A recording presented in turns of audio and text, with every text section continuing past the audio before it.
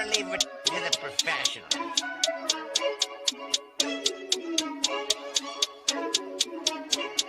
Blessed by Gandhi, blah, blah, blah.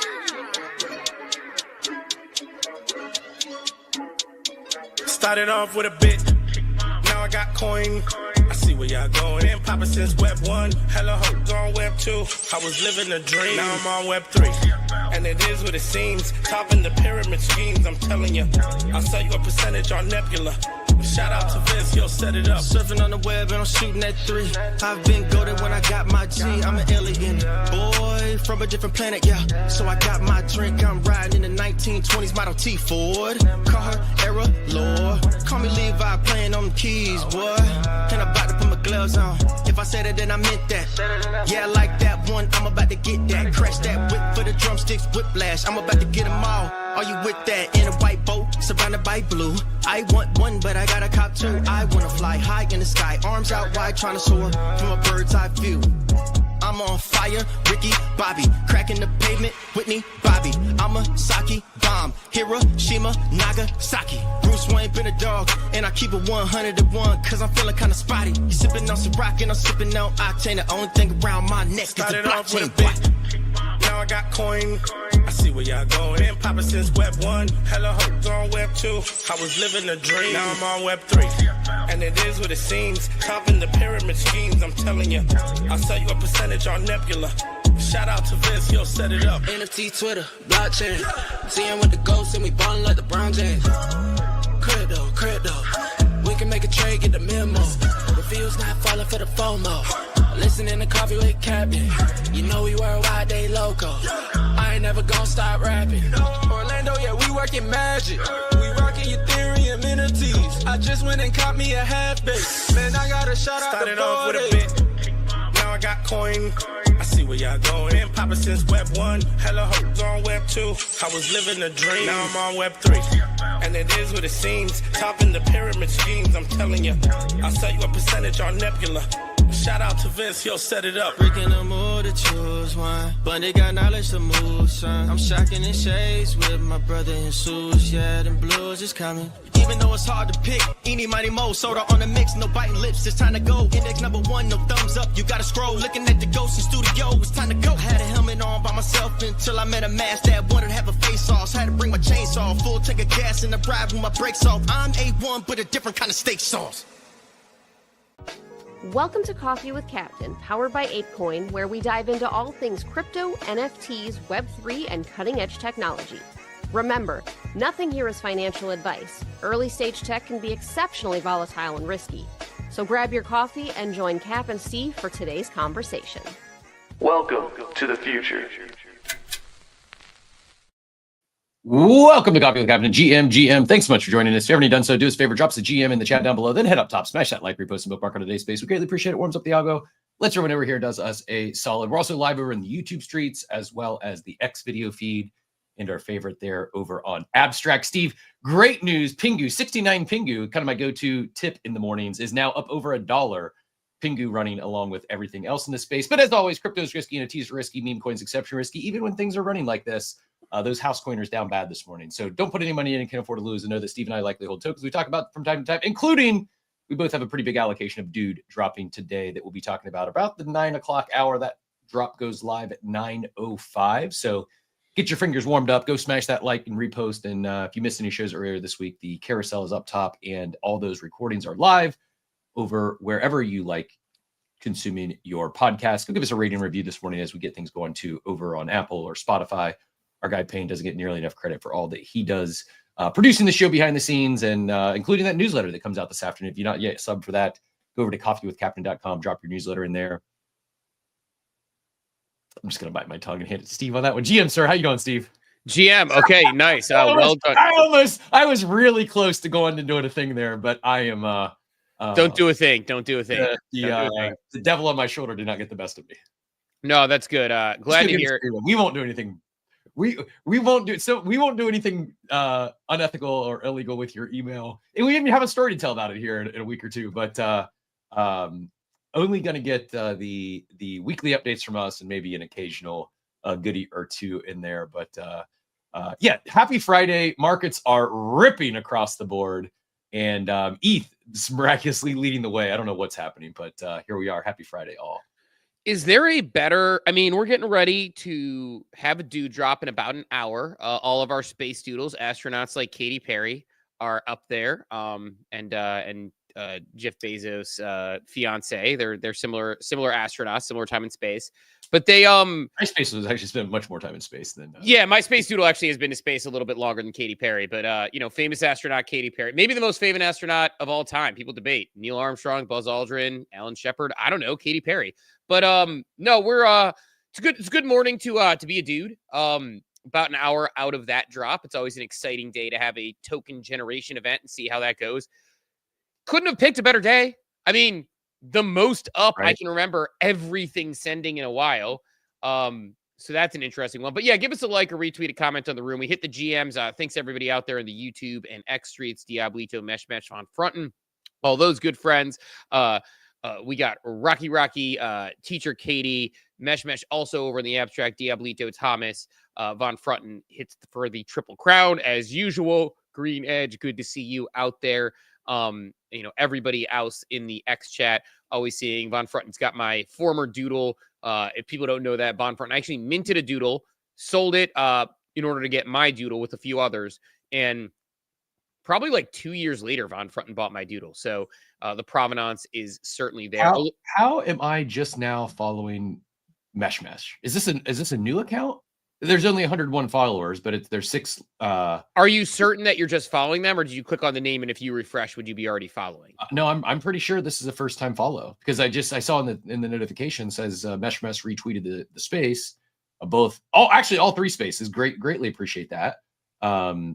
Retweeted the video feed, retweeted the space for my feed, and says I wasn't following. I don't. Maybe it's different Mesh, but there's no way we weren't following Mesh. No. I don't know. I'm in the DMs with Mesh, so I could not be me. But 102 followers, or does Mesh have a cloner?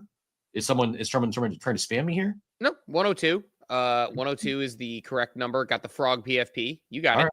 Well, everyone go give Mesh a follow. Deserves far more than 102 followers. So one of our regular listeners here, great friend of the show, and that's unacceptable. I don't use that word often, but when I do, I mean it. And it's unacceptable that Mesh only has 103 supporters or followers for as much support as they give all of us. So do us a favor. If you haven't liked the show, go like it. Go give it a smash, the bookmark, the repost. If you have, the second favor we asked this morning is go give our friend Mesh a follow on X. I'll grab a link to pin up top so it's easy to find. Yeah, no, it's appreciated. Mesh out there. Mel GM, good to see you in the chat as always. Clay every single morning. Dwayne Machiavelli, Law of the Saw, Das Scrubs, Joey Valid, Brick It All, Kazi, Beanie, Mesh, like you said, across all things and everything. You know what I actually don't like? Give us a like, a retweet, a comment on the room. Give us a bookmark. Like we said, we don't charge anything, but we could use the air cover on the likes, the retweets, and the comments. One thing that I am actually not loving. So I have the Ethos. I probably need to, if I turn it off pretty easy. I have the Ethos plugin. It now does this thing where it says this is account with low credibility. Do you want to see the reply? Which is an interesting one. So like if you look, it hides the reply until you click through it. Correct. Interesting.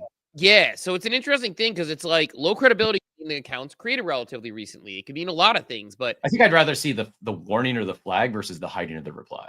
Me too. Like I'd rather see just like the circle around the name and know it, and then be like, oh, okay. Which I do like. There's been times there's people that I haven't followed, I haven't engaged with. I see them do crazy numbers on a tweet. It's someone clearly in this space, and they've got a bright red circle around their name with 400 scored next to it. Like, oh, it's a scammer. It's a pumping number. It's someone that there's a reason that I have not engaged with this individual or we've not followed each other 4 years into this. Why are you talking about Dave Portnoy and Kevin Rose like that? I mean, come on now.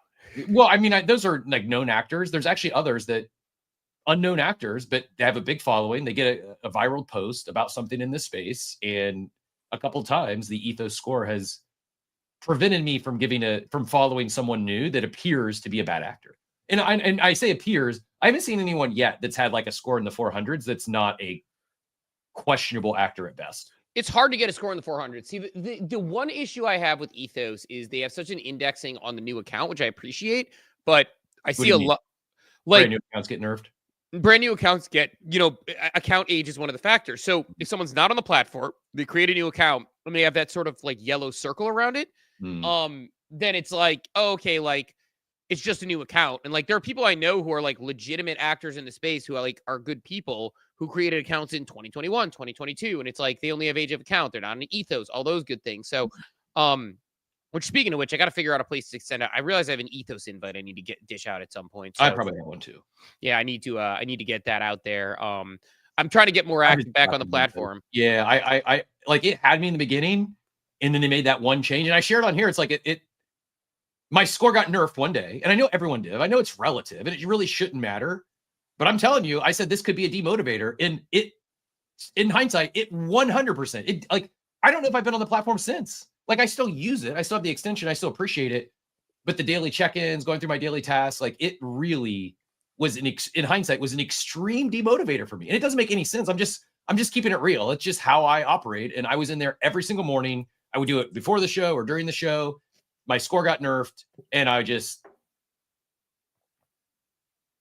threw up my middle fingers like I'm done with Ethos. And I'm not. Like I like Serpent. I like the platform. I don't know.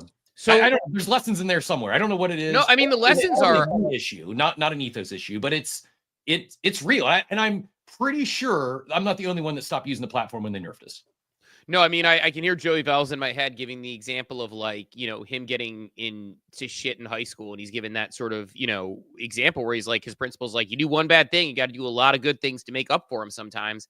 And you know what? Like I think a great example of this. I don't think it's you. I think it's this is so funny because my whole more is going to be on trust and losing trust at times or losing your. So it is a weird, not related to this, but like related to what happened with Boop, which we'll talk about later.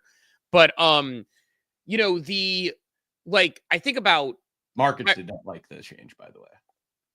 Everything ripping except for Boop this morning on the change. It was not well received. Which I get why they did it, but you can't. I mean, we'll get into it later. Better Ponzi. They should have done this from the jump. They didn't. And yeah, you very, very similar. When you make changes after the fact, after you've communicated one thing and you pivot from that, you're going to upset some people. There's just no way around it. Like it might be the right move, might be the right move for your business, might be the right move for your protocol. You gotta move cautiously in this space everywhere, but it's like amplified here, right? Yeah, and I think that's what I was going to say. Is it because our attention span is so short? Why is it so much more amplified? No, I mean it's business 101, man. It's like it is, but it's not like I feel we give the bigger corporations, the Web2, we give them a lot more grace. I feel than we do in Web. If we have to, like Chipotle can fuck up my orders a bunch, but they make delicious burritos, so I'm going to keep doing it. Like they Chipotle, like the Chipotle by me. Like they had this one manager that used to work there when I worked at Progressive, and I'd walk every day, and they were on their shit. One day I saw that manager was gone. Ever since then, it's been completely downhill. We still order it because it's delicious. My current vice, like once a week, I go cheat and indulge myself in. What's that? It's not Chipotle, but we have a local place. I think there's maybe like 4 or 5 locations called Juan's. It's basically Chipotle, except it's a local mom and pop. But they have tres leches, and ooh, I love. I kid you not. I will walk Duke there at least once a week, and I'm the guy that walks in and just gets the tres leches. Like so much so when I walk in, I'm the regular at the Chipotle place that just gets the dessert. Like that's me, and I do it at least once a week. Sometimes I go back-to-back days, and I can only imagine the conversations they're having about me after I leave, because I'm just not really that normal. Like I walk around in Florida in a hoodie with a big giant dog, and I just walk in and grab a dessert. Like probably the only person that they see do that on a weekly. That actually is normal in Florida. That sounds exactly like a Florida. It's really not. Yeah, like I'm an outlier here. It's because now it's like 80 degrees and I'm still rocking the hoodie. It's one thing in like the depths of winter when it's like 65. It's like 85 today, and I'll still walk in my hoodie and grab a dessert, and they're probably like, "What is this gringo doing? Like, what a weirdo." Yeah, but yeah, that's really my new advice. You only go once or twice a week, so that's fine. But I just think when you have a bad experience, like there's a restaurant that we recently took our family to. Dawn and I had a really horrific experience there, and we hadn't been back in like 3 years or something. I think that people have that reaction, and I'll take it one further. Like to your point in Web3, like Pirate Nation's a great example. I played Pirate Nation every day. I loved it. They did the airdrop vesting thing, and I like haven't played the game since. I played it a couple times here and there, really? But like I played it a couple times here and there randomly, but like generally speaking, it's not about like that I'm not getting the airdrop anymore. It was like I felt so burned, and then I like it's almost like when you eat something and get food poisoning. Really, this is something to really unpack. I think founders should hear this because it's not like you've been fudding Pirate Nation. It's not like I've been fudding Ethos. I'm still a fan of Ethos. I think you're still a fan of Pirate Nation and the team, but we felt, I don't know, what is it? What's the right word? Slighted, jaded? What is the best way to describe how we felt and went from a brand ambassador? By the way, not only you're not playing, you used to talk about Pirate Nation on here about once a week at least, and I haven't heard you talk about it since. So it's like there's real lessons in here. Founders, ears up, pay attention, because we're like about as friendly of like creators I think you could find in this space. And we're not going to bash you when you do something wrong, but we'll stop giving you the free air cover. And I know we're not the only ones that think like this here. Like, it's just, I do think it's much, much more a thing here than it is outside of Web3. And I don't know if it's quite fair, but it's very reactive. Maybe we're a little, entitled's not the right word. We just expect more from these founders. And I think the biggest thing is we talk so much about building in public. Don't throw us a curveball, man. Like, don't change things after the fact. Like, if you're going to change something, it's a major change. Get ahead of it. Communicate it in advance. I can't remember the last thing that was a material change that was like a surprise that was received well. I just think it's not that. It's not about a material change as a surprise that's received well, because I'm sure we could think of some where we've like, for example, material change, Bored Ape Yacht Club, getting its own LLC. That was received well. Like, Garga flipping over from Daniel Allegre. That was received well. Like, there are things that are received well that are material changes. I think the problem is motivation and reasoning, right? Like, to give the Pirate Nation example, like, I actually think the ethos is an improvement on the platform, but it's like, it's how you do it and it's what the change is that matters. And I think that makes a massive difference in how things are perceived. And the Pirate Nation one's a good example where it's like they introduced a vesting schedule, which was probably meant to help their investors and their team on their token exits. It doesn't do us any good.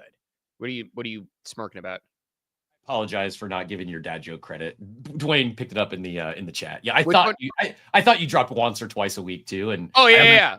I almost, it was well done, well played. I almost commented it, but I wasn't quite sure, and I just let it fly. But yeah, Dwayne picked up what you're nice. No, I'm a big I'm a big one to I'm a big like I dropped the joke and I don't need the valid like one of the weird parts about me is I don't need that external validation on my references and my jokes. So I will drop a movie reference that nobody will know. Like there's a really, I won't get into it because it's actually kind of graphic. It's from the old Adam Sandler CDs. And so I'm not going to tell people to look this up and I'm not going to repeat it.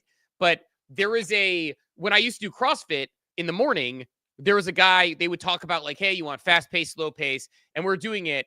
And our trainer was like, yeah, you're going to want to take this one at a medium pace. And I was just like, at a medium pace, which is like an Adam Sandler song, which is very graphic from like the mid 90s. And I kind of said it to myself and kept going. Now, somebody might have thought I was a crazy guy singing.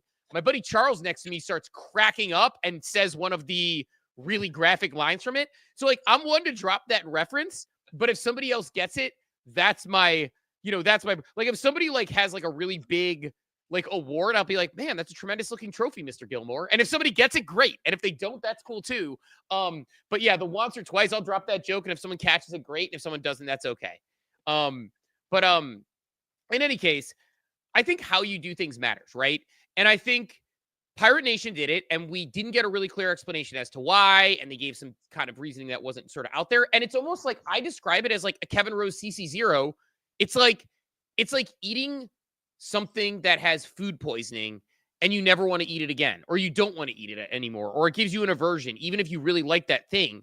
And I think that that's something that you run into with, you said it with Ethos. It was like, if Ethos had come out and communicated that up front. Now, I still go to Ethos and do my ratings and stuff, and I'm trying to be better about leaving reviews. They're improving the quality of the platform, but they also like rate the quality of reviews, which I think from a product level, yes, you don't want people leaving AI reviews. You want to be careful with that stuff. But like, sometimes I just want to go on to someone and be like, I'll give you an example. PP Man is a buddy. He left a review on my thing. and he left a positive review, and the comment he put was Spider-Woman. That's all he put for me, right? It's like PB Man just kind of like basically shit posted my ethos. It's funny. That's considered a low quality review, but it's like, no, that was actually kind of fun. It's sort of like, whatever. And some people I just want to post and be like, person's a total Chad. And it's like, that's not a lot. You're just kind of spamming reviews. So I think like sometimes in improving the product, you got to think about user experience. And I understand them wanting the quality, and that's the most important output to them, which I think is totally fair. And I think for businesses, it's important to have people that can't just like randomly spam you like low and have less quality reviews. But like that was the ethos one that I think, turned you off. The Pirate Nation thing, it just turned me off. And then like it gave me an aversion to like opening the game at that point. And like it's a great game. I still enjoy the game when I've played it, but yeah. So I think like how you do things matters. And I think Boop very well could have just handled it differently. I know we got Dude coming up soon, so why don't we get into Boop for people who missed what happened? So, if people aren't aware, Boop basically is a launch platform from Pranksy that is a pump fund. Dingaling. Oh, wow. Pranksy Dude seller. It was on my mind with Dude going on. Dingaling launched Boop. I'm sorry. Never mind. Continue. It's just I don't even know how. Like, we're having a serious conversation about two characters named Pranksy and Dingaling, and it hit me as a funny thing. I haven't had any flour this morning, but yeah, just the fact that I had to abruptly correct your Pranksy, it's actually Dingaling, to make sure we're giving accurate information here, Steve. Oh, I have the conversation all the time when I talk about conversations I'm having. Like, I'll be talking to people who are like, you could talk like I laugh because there's people that like probably someone at Wands knows I have a podcast and they listen to the show and they'll be like, the weirdo was talking about Dingalings this morning. Well, I mean, like one of the guys at the coffee shop, he listens to the show, I don't know, maybe once a week, and he'll comment on something. And it's just like, these are the people I'm thinking about as we're having a intense conversation about Dingaling this morning. That's my normal friends that occasionally like randomly listen to the show. Sometimes I think about telling myself from 5 years ago, sitting in COVID, leading, like getting DiGiorno on Jimmy Fallon, or, leading a campaign or something like, for, one of our frozen food brands, like, Stouffer's or something. And I'm like, go tell yourself that in 5 years, you'll talk to like CEOs of $70 million receivers at $500 million valuation type companies. And you're going to be talking about Dingaling and Pranksy and, non-doxed people named Beanie, right? Like, this is like a real world that we live in, and it's like real business we're doing, man. Just gave me chills thinking, like, I just realized 5 years ago to this day was probably like the most tense, stressful time of my professional career. I was leading a chain of 500 franchise locations through COVID, and like we were having daily update calls. Like, usually in normal times, I would host a once a month network call with all of our franchisees. During the peak of COVID, like obviously some states were still shut down. I actually might have been all open back up by May, but going through shutdowns and social distancing, and we were in a service business that we had like the acrylic glass things up. It was a wild time to be in business in period, and to run a franchise where we have hundreds of other small business owners relying on us to tell them what to do, and we had no clue. Right? It was truly unprecedented. I don't use that word just to be. Like literally, no one had ever been through anything like that. And yeah, just to think that was 5 years ago. It seems like yesterday. It was like, you want to talk about core memories. Like, that was an insane time. And just salute to everyone who was a small business owner during 2020, because even like our franchisees, fortunately, and most of them ended up having banner years. Like, it ended up being a record year because phones were essential. We many of them, like their pre-owned device sales went through the roof because people were home. They needed more devices. Like, we're in one of the industries that actually, after everyone got through the freaking out and the extreme uncertainty, it was a record year in the phone repair and in the pre-owned electronics business. But it was also like, many people thought they were done. Many people thought they were losing their businesses. They put blood, sweat into, and many did too. So it was just crazy time. Sorry for the derail this morning, but yeah, it just made me think back to it's hard to believe it was actually 5 years ago. It doesn't seem like it was that long ago. It seems like time has been just a time warp since then. No, I think like it's actually interesting. Like, I think about that, but actually what I think really often about is, I've got a 10 and a 13-year-old. I think about how COVID shaped them. Like, think about being a kid, everything's normal, you're home, you're distance learning. You can't keep up with things. You come back. There's like plastic things set up on desks. You can't talk to your friends. You can't interact with your friends. Like at the most formative, important time of your life. Like I think about that often the same way 9/11 and the recession shaped millennials, or boomers had like the Vietnam War and the Cold War and the civil rights struggles and things like that they went through. Like each generation has these different struggles they go through that deeply affect them. And I think about it a lot with my kids and like how resilient they are. But years from now, there's probably effects on my son, my daughter that like I haven't even really considered related to this sort of thing. But anyway, like the thing that I would toss out there though for people related to the Boop thing is like, so Dingaling drops Boop and you were able to claim an airdrop, and you saw, influencers like Cap were launching tokens to get all their big money, or creating a token, or however you want to call it. But no, all these people were launching tokens to get their allocation for $20, $30, $40, $50,000, $7,000, some people hundreds of thousands of dollars. And so all these influencers launched tokens. And then yesterday, there's an announcement that they have changed it where now those who, and also there's a 30-day period. So you launch the token, and unless your token graduates immediately, or whatever they called it, gets to a certain market cap, you can't unlock it. So they wanted to incentivize you to unlock it. So cool platform. Again, it's a competitor to Pump Fun. You launch a token. If it gets a certain market cap, your token, airdrop is unlocked. But otherwise, you wait 30 days. There's like a vesting period, right? They're trying to encourage you to, pump your token, get more people going there activity-wise. Well, the result of it was, Cap talked about on the show. Cap launched a token.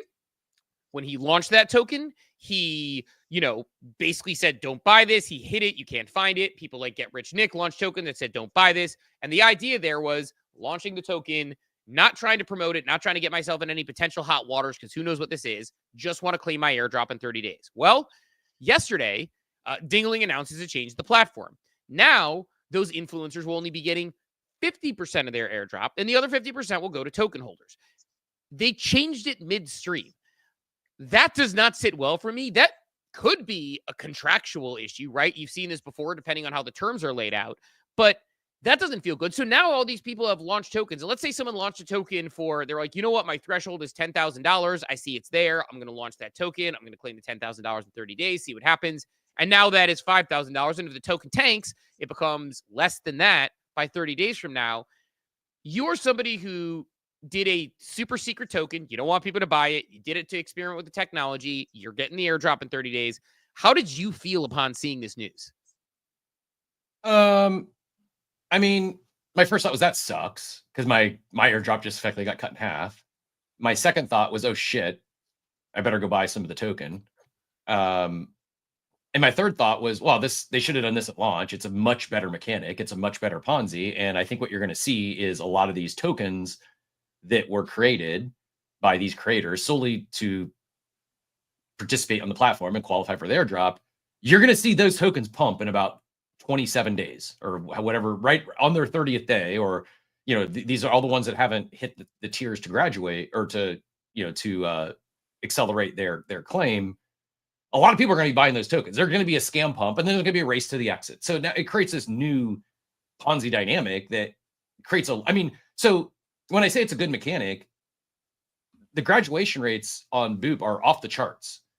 Far. Let me just pull it up, so I'm not even speaking out of my tongue-in-cheek here. Graduation rates are through the roof. Far greater percentage of tokens being created on Boop are graduating versus Pump or Launch Lab from Radium, but the amount of tokens being created now is falling off. Let me just pull this here. So this is Dune report here. In the last 24 hours, Boop was what we were seeing about 2,500 or more on a daily basis was at matching or more than Launch Labs, which is the Radium Launch Lab. You can see hardly none of the ones are graduating on Launch Labs. 7 out of 2,400. 400 Pump Fund graduates in the last 24 hours out of 42,000. This number has actually picked back up. You can see the green here is Pump Fund. So when Launch Labs launched, when Boop launched, Pump Fund dipped. Like they definitely took some of the market share. Pump Fund is getting that back now on the token launches. The graduations are still strong. Again, 48 out of 865 doesn't sound like a lot, but percentage-wise, it's tremendous in the world of meme launches. We did get a new pope too. So that was that probably helped token graduation. Maybe. I mean, the big ones all I think I'm pretty sure they were all launched on Pump Fund, the ones that ran yesterday, but I didn't look into the actual which ones graduate. I assume it's just more creators finally deciding to launch the first one or launch one to try to speed one to graduation. But yeah, I don't know, like whatever. It's like I think it was Choose Rich Nick. It's like we should sue Boop or something. It's like, okay, it's like good luck, I guess, but it's. I mean, could be breach of contract. I mean, people are doing class action against. Yeah, but there's no contract. No one signed a contract. They're like, it doesn't have to be. It doesn't have to be in breach of contract. It doesn't have to be an actual signed contract. It can be a like agreed upon mechanic that is in good faith or something to that degree. I'm not a lawyer, but you can. I mean, it's like the Kevin Rowan Moonbird thing. They actually had the terms. They can do whatever they want, but people are still class actioning them. Sure. Good luck getting a judge to award you. Okay, you only got $200,000 instead of $400,000. Good luck getting those extra $200,000 in damages. I just want to see a court doc. I don't even want anything to happen, but I do want to see a court doc that says like Robert Dingaling Jones or whatever his name is. Like, just like a normal name, like Peter Dingaling Smith or something. Like, it just. I think that. I don't know, like. DraftKings, there should be a class action against DraftKings. What they did was wrong, and they should be held accountable, and they are being held accountable. Kevin Rose should be held accountable. He did multiple things that were wrong. He misled people.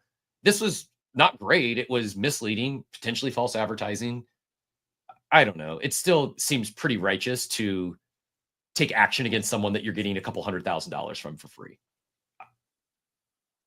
Yeah, that's just my personal opinion. Like if there was a class action filed against Boop, I am not participating. If my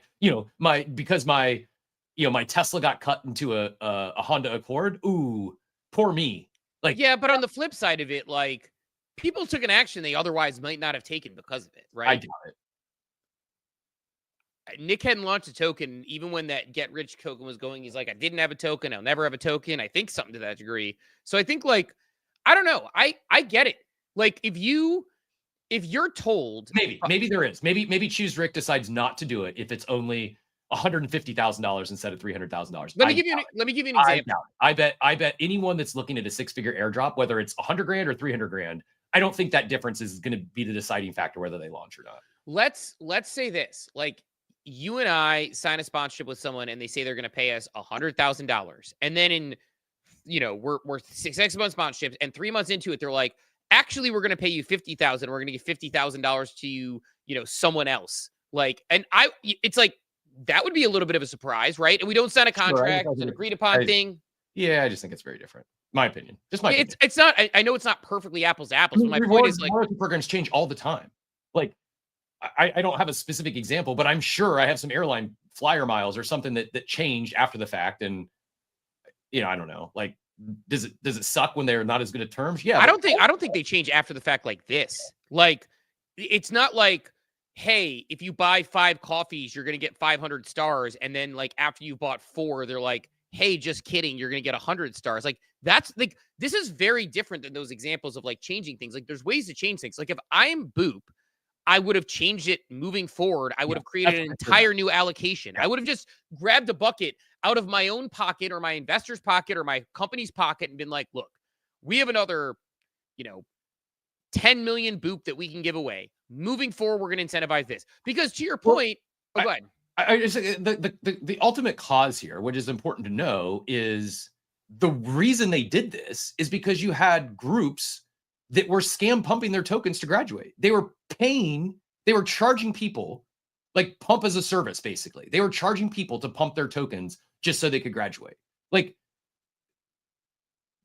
I understand why they made the change, because there was, I don't know, malicious, the right word? Like there was bad actors that were kind of spoiling something that, like, dude, either do it legitimately or don't do it and just wait your 30 days. Like, I blame the initial wrongdoers or those that were trying to scam, pump, and dump just to force this, graduation. And they're the ones that cost me 50%, not Dingaling.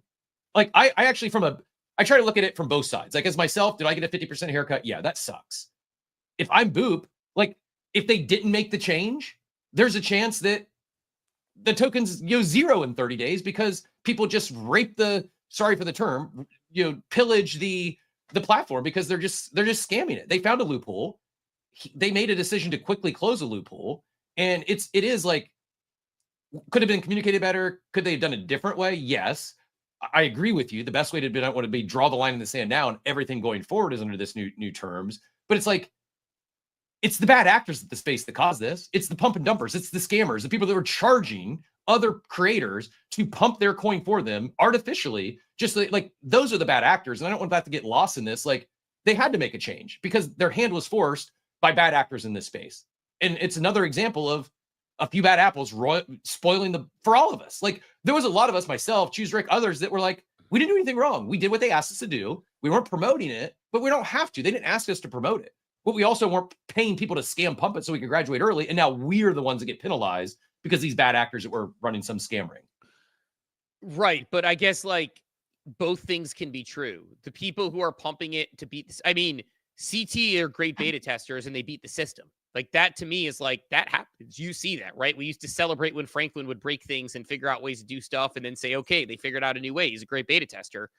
Yeah, I personally think it's different when you're talking about trying to break things to manipulate the price of a token. To me, that's where I draw the line. If to scam pump a token, that's not breaking things. I don't even think that's like a scam. That's a system. Like, they're trying to get their airdrop. They did it to get their airdrop, right? Like, they bought it up to get it up to a certain market cap. No, they paid someone else to artificially pump it up just so they could qualify for thing.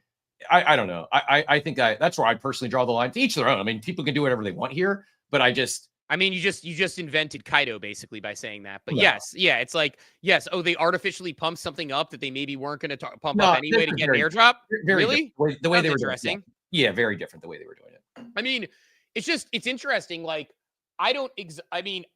look, this isn't like you said, like bad communication. This isn't a communications issue. This is you change your contractual agreement, like, or your agreed upon terms after a bunch of people took an action that they like. People legitimately thought about whether this is something they would want to do or not because they didn't want to launch a token. They didn't want to be involved in it. They didn't want people having it over their heads. They didn't want to have those discussions. And then they do it. And then halfway through, you're like, I'm cutting that in half. That sits really poorly with me. I think that's it. Yeah. Like, can we say like the people who were like beating the system are bad? Sure. But Dingaling set up that system, could have done it differently and had it so that wasn't the case. Could have done it moving forward with the new allocation. I get it. It makes sense. It's actually a much better idea. It's like there's this. Here's the thing: if they launch like this, no one's complaining, everyone's happy, and actually it's probably performing a lot better. Right. All the tokens are performing better. Boop's performing better. Had they just launched like this, so it was really close. I still, to this day, I think it's the best mechanics we've seen for a vampire attack for on Pump.Fun.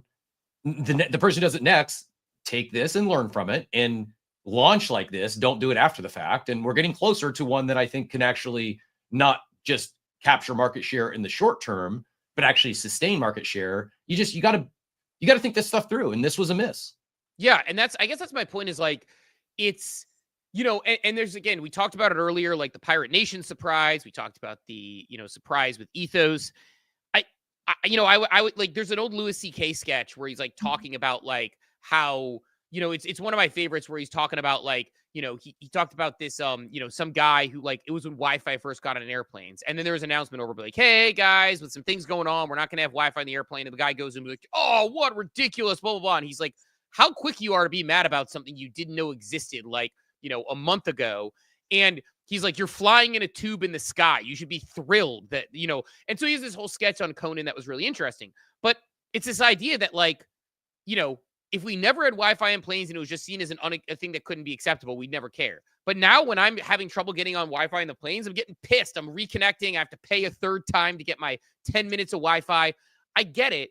But it's like you gave it to them and then you took it away.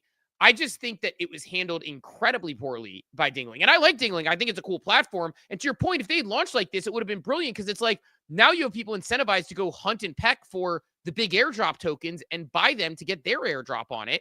And so I think it's a system you could have done really well from the beginning, but it sits incredibly poorly with me. I agree. Like, it's like, I agree on two things. Like, Is it the right system? Yeah, I think it's a way better mechanic than what they launched on. Can you do it now? I don't think you should. I think it was done incredibly poorly for that reason. So if I were them, no, I wouldn't have done it. I wouldn't have done that. I would have done it moving forward. I would have pulled a pot out of our team, allocation and said, we're all gonna take a haircut on this and we're gonna re-incentivize this. Guess what? Everybody who got an airdrop, you're gonna get an airdrop that is, 50% of your other current airdrop. You can claim another one for launching another token, and here's the mechanics on it. And then suddenly you have it. I just think it could have been handled so much better. And I wonder if they're even going to reverse it, to be honest, because it is it should have had a demarcation point, and I think it was pretty tone deaf to put it out that way. So I think it's really poorly. It's a bad move.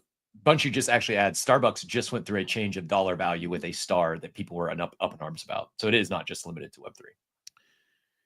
Starbucks changing the value of stars after the fact. That might be a good it's the same thing. It's an incentive program that the value of those incentives change after the fact.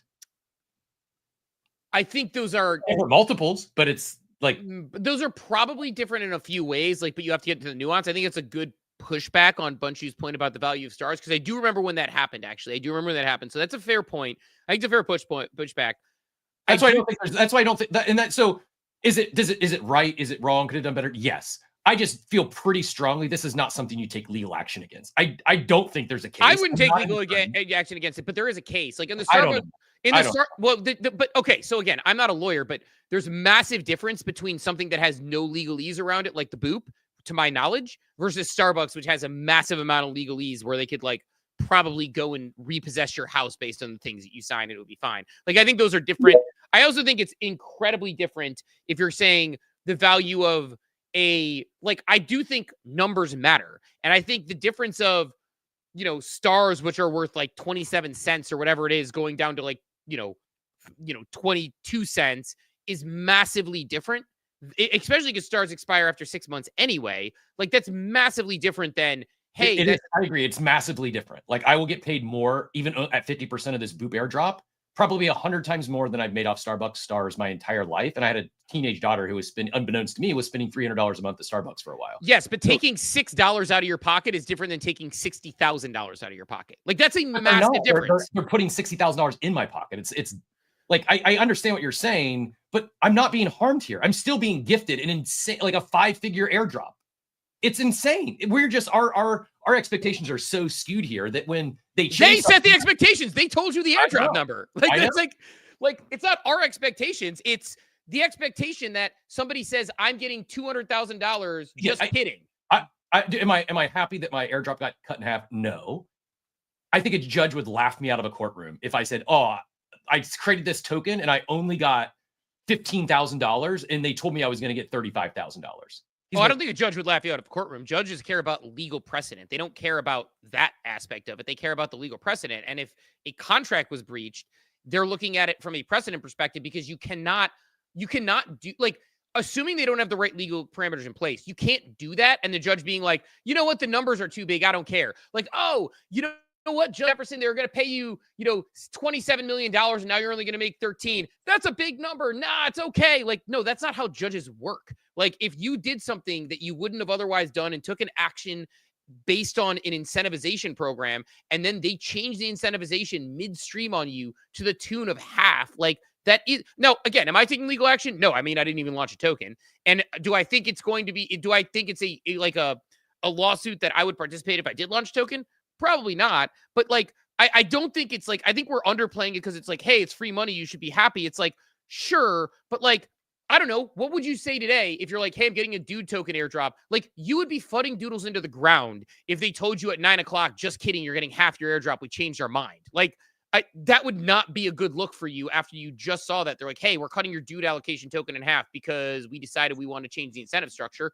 You'd be pissed, and you should be pissed, and that's fair.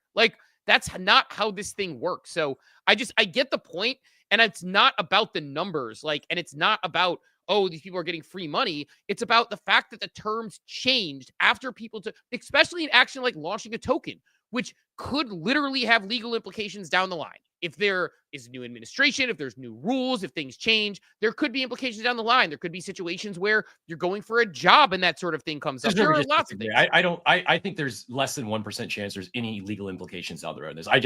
We just differ on the idea of creating a token on a blockchain. I don't think is 100% legal. I don't think there's anything, and you can't change a law that makes something 100% legal to become illegal down the road. I have zero concern that this is anything that could come back to bite me down the road. And that's just so I hear you. I don't think that's a real concern. I mean, I had enough smart people tell me that like I need to know what the airdrop is and talk to my lawyer about the implications of selling 99% of a token before I launch it. That it's not my journey for a lot of reasons, but like the point being, people took an action that has a lot of questionable things around it, right? For a thing that they wouldn't have done otherwise because they were incentivized to do so, and now they're getting half that payout. That's a very real thing. Like the debates on the timeline, you may not feel it, but seeing people like Easy and others post about it who very much felt it, and then them saying like, and then someone like Nick who didn't do it, wasn't going to do it, and then was like, okay, screw it, I'm going to do it because at this point, like, why wouldn't I? You're right. And then to see that cut in half, like that is a problem. And I understand like all the reasons and things that you're saying about it. But if somebody gets me to take an action I wasn't going to take and then tells me my payout's going to be 50% in 30 days, that's a problem to me. Again, didn't matter. I didn't launch a token. Doesn't affect me. I get it. But like, you know, and I understand the perspective. I understand what people are saying, but it's just, you know, because like Thomas is like, oh, it sucks to be changed. But if I'm getting 50K instead of 100K, I'm still happy with it for little or no effort. Yeah, people might say that. But again, like if someone's supposed to get a bonus in the NFL and they're like, just kidding, it's half. It's like, yeah, but you're still getting $20 million. It's like, yeah, but it was supposed to be 40. Like you get what you earned and paid for. And like they blatantly use this to get people to launch tokens by throwing big numbers out. And now they're slashing them in half. That's a problem to me. But, you know, I get it. Like, I'm not saying it's like not cool to be launching it, but so the biggest problem is the people they penalize is the people that were doing it legit. Correct. And the people who were not doing it legit, they've already made out and they're off. It's just like it was poor for many reasons. I think some people are going a little over the top because I believe like Thomas says in abstract chat, it sucks that they change it, but if I'm getting 50K instead of 100K, I'm still happy for little to no effort. And I agree. Like net, I'll still be happy with 17 grand for little to no effort. And would I love 35? Yeah, but such is life. We move on. This is first world problems to the nth degree, in my opinion, and I'll be elated. But that doesn't make it not a problem. Like it's like that's like I think that's like a cop out to be like, oh, it's a first world problem. Like yeah, like sure, like it's a first world problem, but like I don't know, like that doesn't minimize that it was like a shitty thing to do. But yes, I agree. It was shitty. I just don't think it's. I don't think it's personally. I don't think it's actionable. It's nothing I would ever take action on. They're still giving us money. I don't think anyone's harmed. It's not like we paid $50,000 to mint this token. It's we have no money in. We're not losing any money. We're just getting less rewards. Well, you effectively did pay that money to launch the token because you had double it before and now you don't. But you know, Rare Ed in the chat, I think Steve. I view it different. I'm not losing money. I'm losing rewards, and I just from a principle standpoint, I view it very differently. Sure. Had I invested and they cut my rewards now, then I would be pissed. So to compare it to the Doodle airdrop, I bought a Doodle. If they cut my airdrop today, I'm pissed because I invested. That's very different than doing a task and getting a lower reward, in my opinion. BT Dubs, I got multiple people on the legal side. Von Frunten saying, Steve is correct. If there's a reasonable expectation for the award amount that you took action based on this expectation, you could have a case. Rare Ed saying on a different side, I think Steve is right. Boop token launch might not pass the Howey test for determining security. Boop Launchpad won't pass the Howey test. In enterprise, expectation of profit, expectation of rewards. And I'm not a fan of the Howey test, but we don't have any. All we have is like statements saying, oh, we think meme coins are property, right? Because the president launched one. That doesn't mean that they are legally across that. So like there are legal ambiguities here. And again, you could say like it's a risk I'm willing to take, or I don't believe it will go that way. But my point is that if people take that risk, even as low of a percentage, it's like, hey, you want to jump out of a plane? Yeah, you know, there's a less than X% chance the parachute doesn't work. It's like, but you're saying there's a chance. Like, so I think a lot of people took an action they wouldn't have otherwise taken, you know, to Von Frunten's point, lawyer, having that. And so again, I agree with you. And I love your perspective on it as it's a reward. That's kind of generally how I approach it.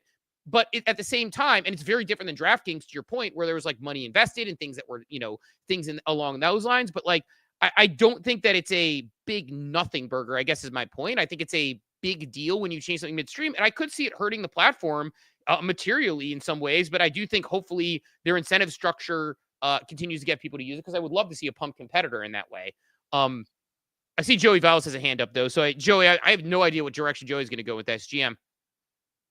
Yeah, just real quick, I'm not a lawyer, but I would imagine companies like Starbucks and Delta, they have a very complex T's and C's that give them the ability, if they wanted to change what their stars are worth, how many miles you get and redeem, and right. Like, I can't imagine those monster companies would not have that in the fine print that none of us ever read, because we just click the little checkbox and move on, and then we get mad because, like, oh, but you didn't say it. Well, yeah, we did. It was in the T's and C's, right?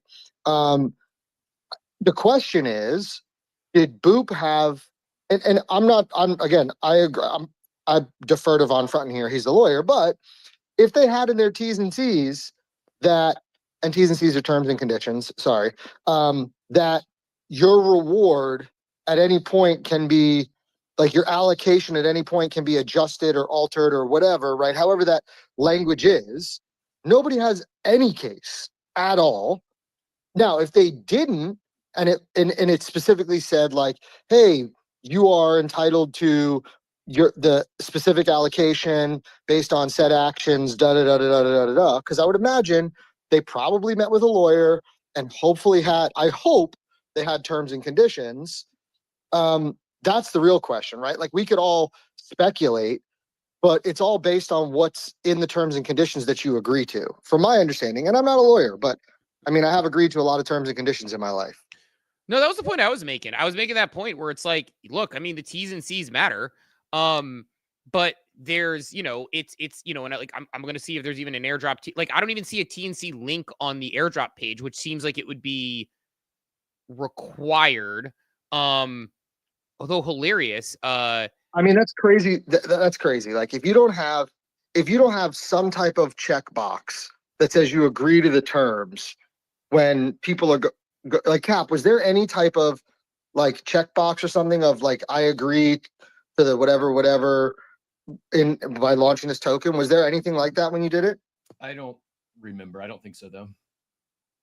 If there was, I didn't read it. I mean, that's kind of crazy to me that if there isn't, there definitely should be. I mean, again, I'm not a lawyer. I would defer to Von Frunten here, but it'd be crazy to me if you're going through the process of launching a token to claim an airdrop, that there isn't a section where it's like, agree to the terms and conditions of this, and that there isn't a specific link at the bottom of their page, or maybe it's in their Git book. I don't know the legal of where it needs to be located, that specifically goes through this process. Because, like, I can tell you, like, we've done points at BZ where we've made sure, like, specific legal language, like, you have to have free entries. In the United States, if you're going to do, like, raffles and giveaways, there have to be free entries. So we had to create a way for people to enter for free. Like, it would be crazy to me if they did all this and all of that, all their T's and I's weren't crossed and dotted. Yeah, I've seen NFT mints before where it's like there's a checkbox you click where it's like, hey, your T and C's if you buy this NFT, and it happened actually a lot of it after the Kevin Rhodes Moonbird stuff. But let's actually do this. Let's hit more, and then maybe we'll pivot into Dude, because we got about 10 minutes or so until the Dude is starting to go out on the airdrop. So we'll see what happens there. The more you know, brought to you by ENS.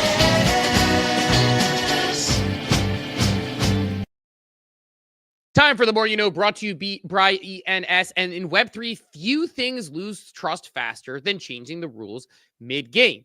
As we talked about, Boop's Dingaling's new meme coin launchpad promised 100% of the token supply to creators, but just days in, after dozens of coins launched, they flipped it to 50-50, split with holders. Airdrop expectations, some are saying, rugged. Kevin Rose pulled a similar move with Moonbird, selling NFTs with commercial rights, then retroactively making them CC0, removing those rights completely. The community wasn't thrilled. Cool Cats promised Cooltopia and gamified utility, then pivoted to mobile apps and brand deals, abandoning parts of the original roadmap while interest faded. Pixelmon raised $70 million, promising a AAA game, but delivered broken art and changed hands completely. A new team rebooted everything, leading holders wondering why they even minted. And Friendtech, they pitched keys to creators, then quietly shifted branding, reward structures, and point system mid-season, frustrating loyal users who built around the original model.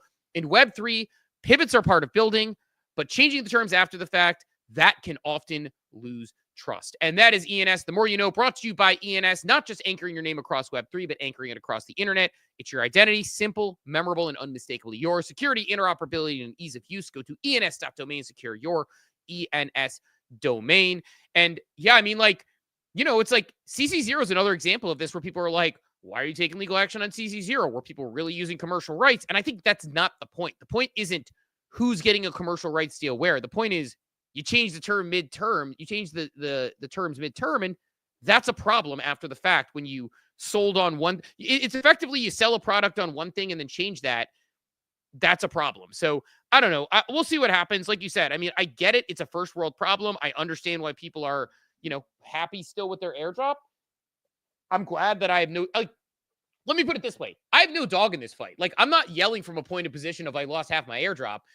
I'm just saying it from a position of it's, you know, I think it's shitty behavior, and I think it's not done well. So just point I'm bringing up there. But Cap, we got the DOOD drop coming up in about 10 minutes. We're going to be live doing this thing. What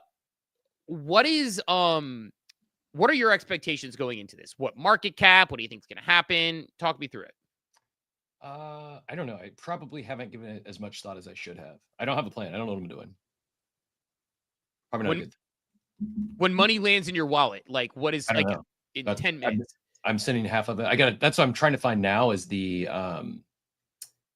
they password protected the site, so I need to go back and find what my allocation is because I owe not quite half, but I need to send almost half of it to Crocs as soon as it hits my wallet. How do you do that from a tax perspective? That's a different conversation, but make sure you keep Croc's tax part when you give him. So you're not going to send him half, right? Like you'd send him half after taxes is what I would do. No, I will.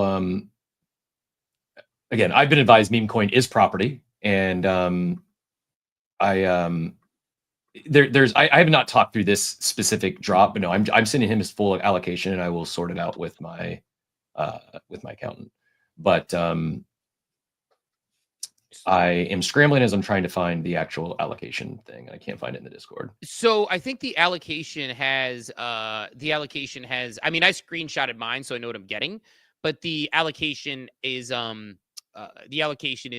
not available anymore because they had to change it after yesterday for a claim site. So you had up until 4 p.m. yesterday to claim, and then they close it down because now it's turning into a claim site where people can go on and claim, which that site may or may not work. But I think that's actually a really slick job by them to do the airdrop, because now it's like they'll drop you the tokens versus you having to go to a site to claim them, which sites crash, things like that. So they've probably lowered the load on the site, and they're helping people out. So they might get some FUD if the site goes down because, you know, sites don't have this sort of handle traffic when people are chasing down large allocations of money. But, you know, opportunity them for sure. But the one thing that is unique here, that they are airdropping to the OGs first, and then they said that'll take 3 to 5 minutes, they expect, and then they're airdropping their other new blood partners, they're calling them. Is that right? Yep. So I don't know. What are you doing? You decided yet? I'm probably selling. I'm gonna almost certainly. I'm definitely gonna sell here's the thing. Like I've said this before, like we have optionality. So we have basically 2x my airdrop because both Dawn and I, my wife, have Doodles, and it's her PFP. She's a member of the community. I've been a member of the community for a long time. We both have duplicators. We both have a ton of packs. We launched into space day one. So the likelihood is like one of the allocations I'll probably sell at drop just because like lock in the money. Who knows if it's going to dip down. One of the allocations I may hold to see if there's a little bit of a quick pump afterwards. But, you know, don't look a gift horse in the mouth. I've been a Pangu bag holder for like 6 months or something at this point, or 5 months. And it's finally coming back around to about I don't know, half of where I was when I was buying some of it. So, you know, I think DreamNet is cool. I'm coming around on DreamNet for sure. Again, we're probably gonna have the team on next week, talk a little bit about that. I think it sounds like the token's gonna have utility and help, you know, power DreamNet, which is cool.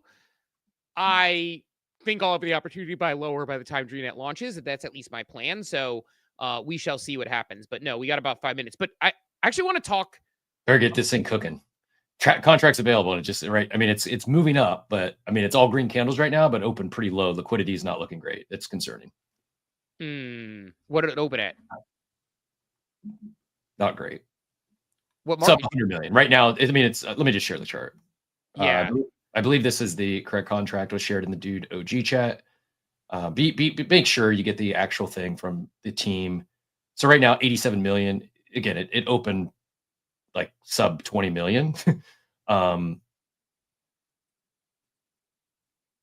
interesting. I've been modeling out again. I am not I am by no means a. These are buys only. Be careful. It could be a honeypot. I'm looking at a token that was shared in the Discord, and I see it at 100-ish million volatility, but I don't know if it's the right contract or not. So I know that what's that? This looks like it might be a honeypot.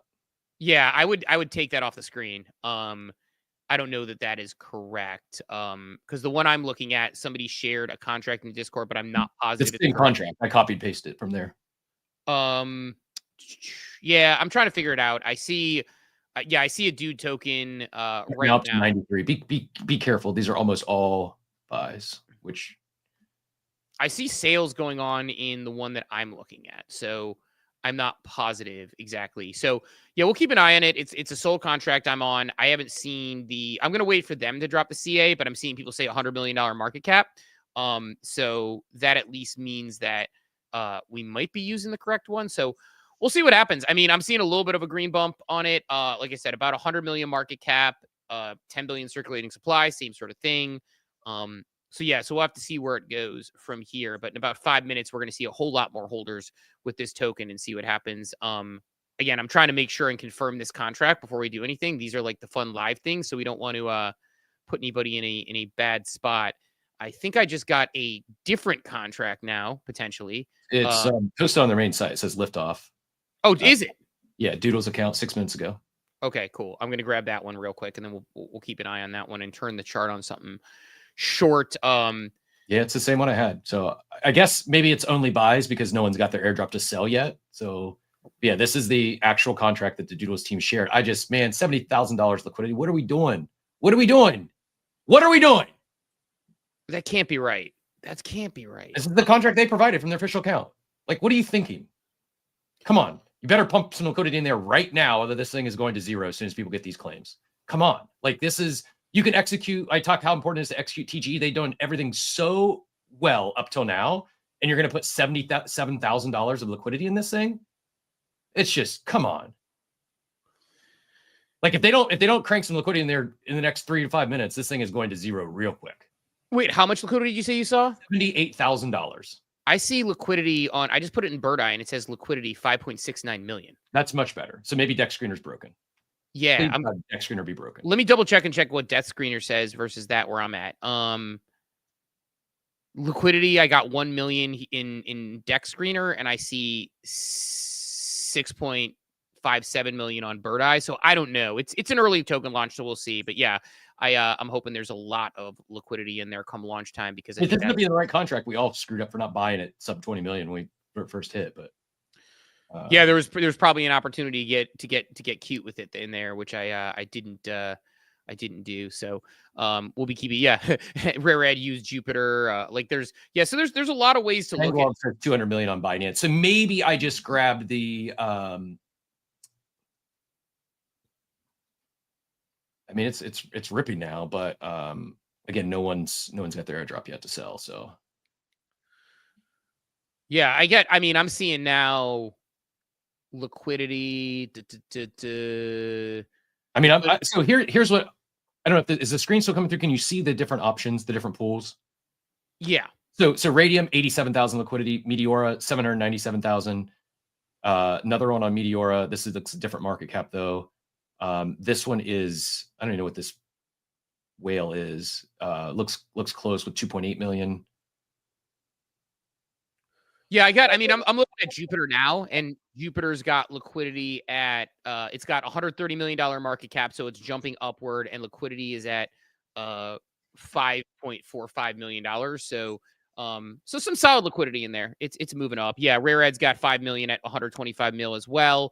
So I think it's it's a launch. They're putting it out there. 200 million on Binance, says Vanglog. So I think we're seeing it move up. I mean, again, my model's out. I was thinking about 250 million for the market cap. We'll see how correct I am. It's about halfway there right now, prior to launch, prior to money coming into it. So everyone keep an eye on your Phantom wallets, refresh, and figure out what you're going to do with those tokens if you are going to.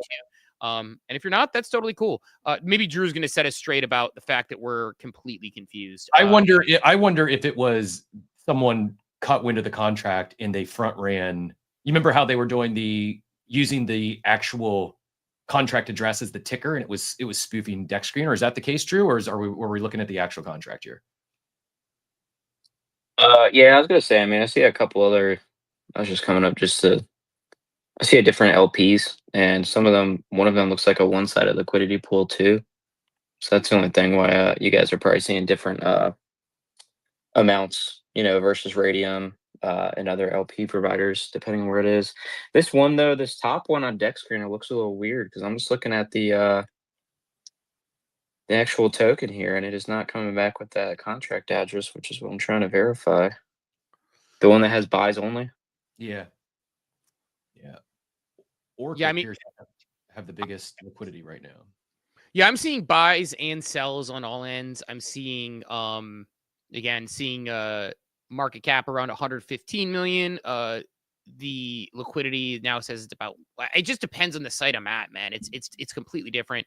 I'm seeing about 5 million on the Jupiter liquidity. So yeah, so I think they have plenty of liquidity. I think they're okay depending on where you're swapping there. So I think we're going to be all right there. It's just a matter of again, I think a lot of people are saying, can this be 500 million? Can this be 250? Can this be 100 million would be, I think, on the low end for a lot of people's expectations there, just from a launch perspective, especially when you look at some of the other fungible tokens that exist within various ecosystems. I mean, what's Anime at nowadays? Do we know?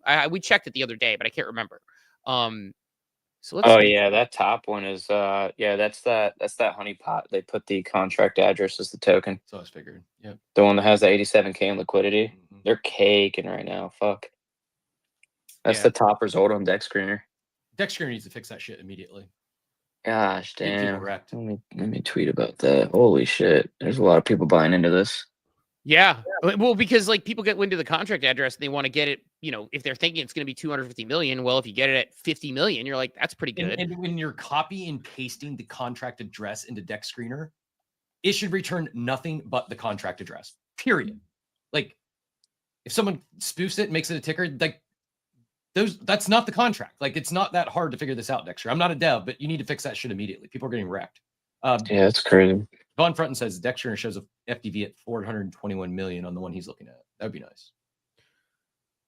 Yeah, I mean, that would be really nice. We're going to find out here pretty soon what it is, but yeah, it should be going out now. They said it would take about 5 to 10 minutes right now. Hasn't hit my wallet, as of yet. So, keeping an eye on that, but no, I mean, the one that I have, again, assuming that I have the correct one and assuming it's the correct DOOD token, I've got, Von Frunton, if you want to share that one with us, I see 110 million market cap right now at with the $5 million in liquidity on Jupiter, which feels about right. But yeah, I'm hoping I am wrong and Von Frunton is right, because the quicker the swap happens there, I mean, if it's 420 million, I bet a lot of people are going to be very, very happy with that airdrop. That would be pretty significant opportunity for a lot of people in the Doodles community to grab some cash there. I wonder if there are buyers day one. Squinch mentioned some utility this morning. That was something that he had talked about. I do wonder if there's day one buyers. I do want to ask you a question though, Cap, because you mentioned you are not intending on keeping back the taxes when you split it. I'm curious the thought process on that, because let's say that it's I have to send him a 1099. I will. Okay, so you would send him. Yeah, I've done this stuff before. If I got to send it, I'll defer to my account. But yeah, if I need to say, it's not my income. I only own half the asset. So I can show this, I can track it back. And yeah, I will not show the full amount as my own personal income because it's not mine. It's going to hit my wallet. And we'll have documentation to support all this, but I only own half the asset. I only own 50% of the asset. Therefore, I only am getting 50% of the airdrop. Yeah, right. So, yeah, I guess like, yeah, I like personally. So you would try to go to Crocs after the fact and have him. I don't help if pay my taxes. accountant says I need a 1099, I will, but I'm not really worried about it. Yeah, interesting. I do things. I'm not. I claim them, and I'm not hiding anything. And yeah, I'm doing it by the on the up and up. But yeah, if the one Doomers is sharing is right, again, got it from the War Room. It has it at his $602 million market cap, which would be insane if that is the case. But airdrop hopefully going out here pretty soon. I wonder if the team is working on that as we speak, because I know I'm looking in the Discord. Looks like a lot of people are waiting to see, basically people in the pre-reg are saying they haven't received the airdrop yet. So someone said, now this is like one of those moments, one of those Discord moments. It's pretty fun where I see people being like received, like not received, fun, question marks. It's like those launch moments.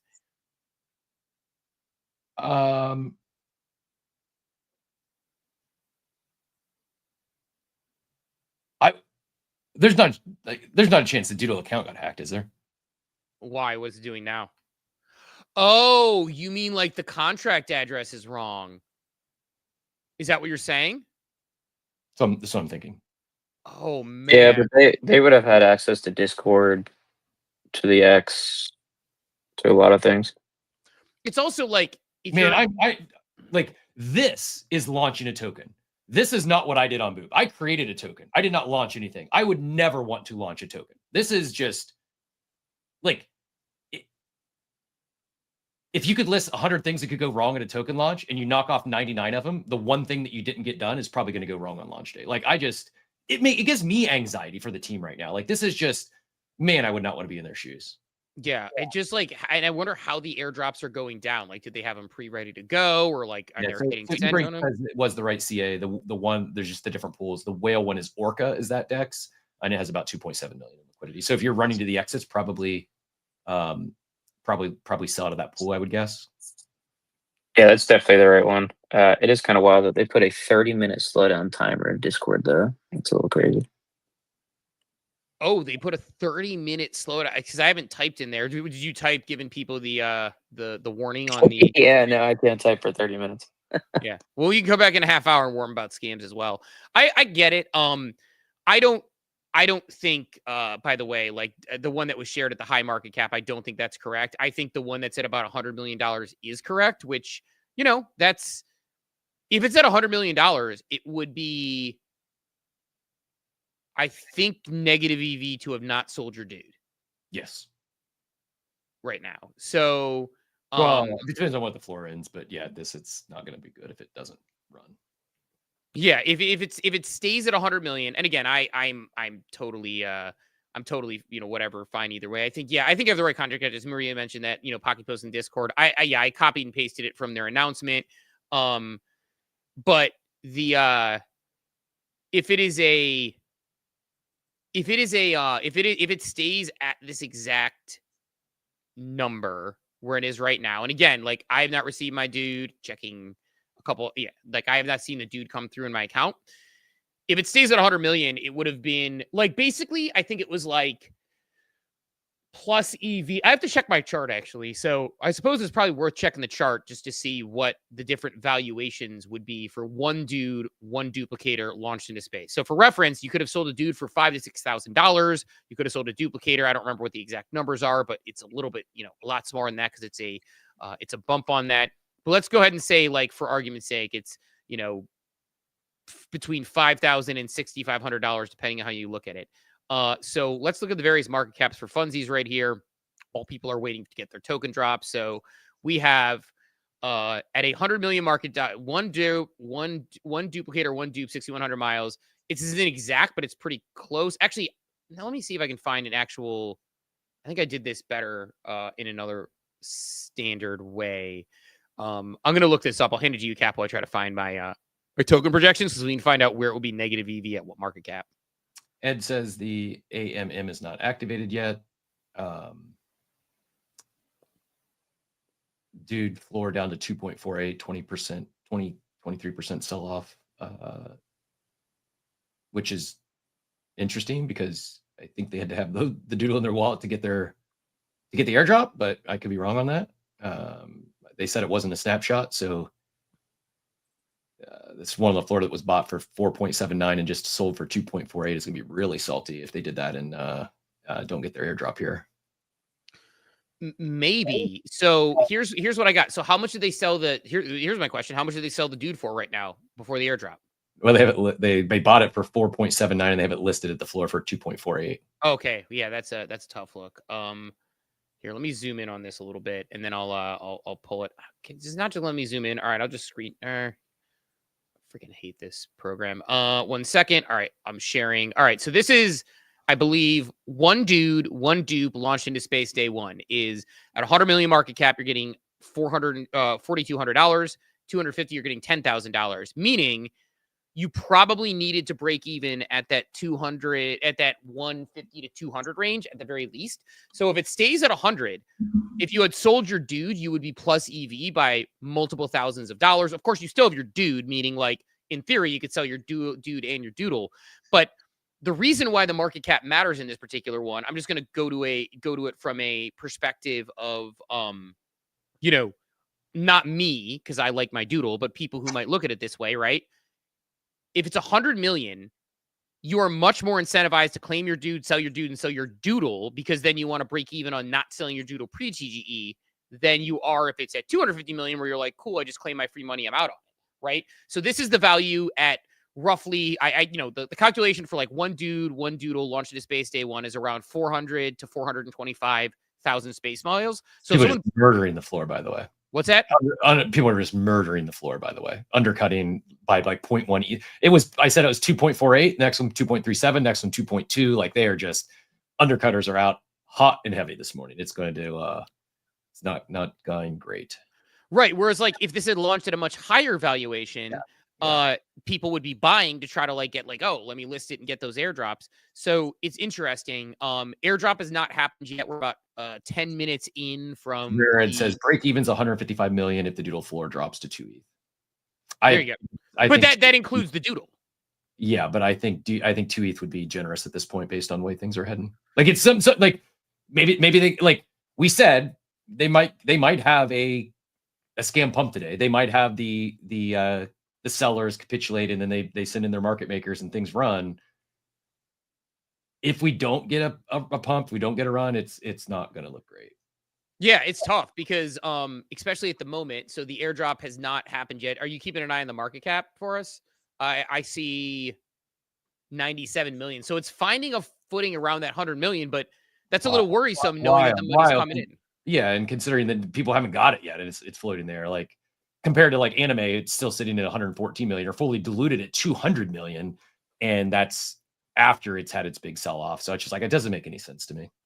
Yeah, it's odd. I wonder if there's something else planned here as far as like putting more money into it, to your point, whether it's from the Doodles team. Still keeping an eye on that airdrop and have not seen it come through. Discord is doing what Discord does. People fudding, saying all sorts of crazy stuff, which is just interesting on there.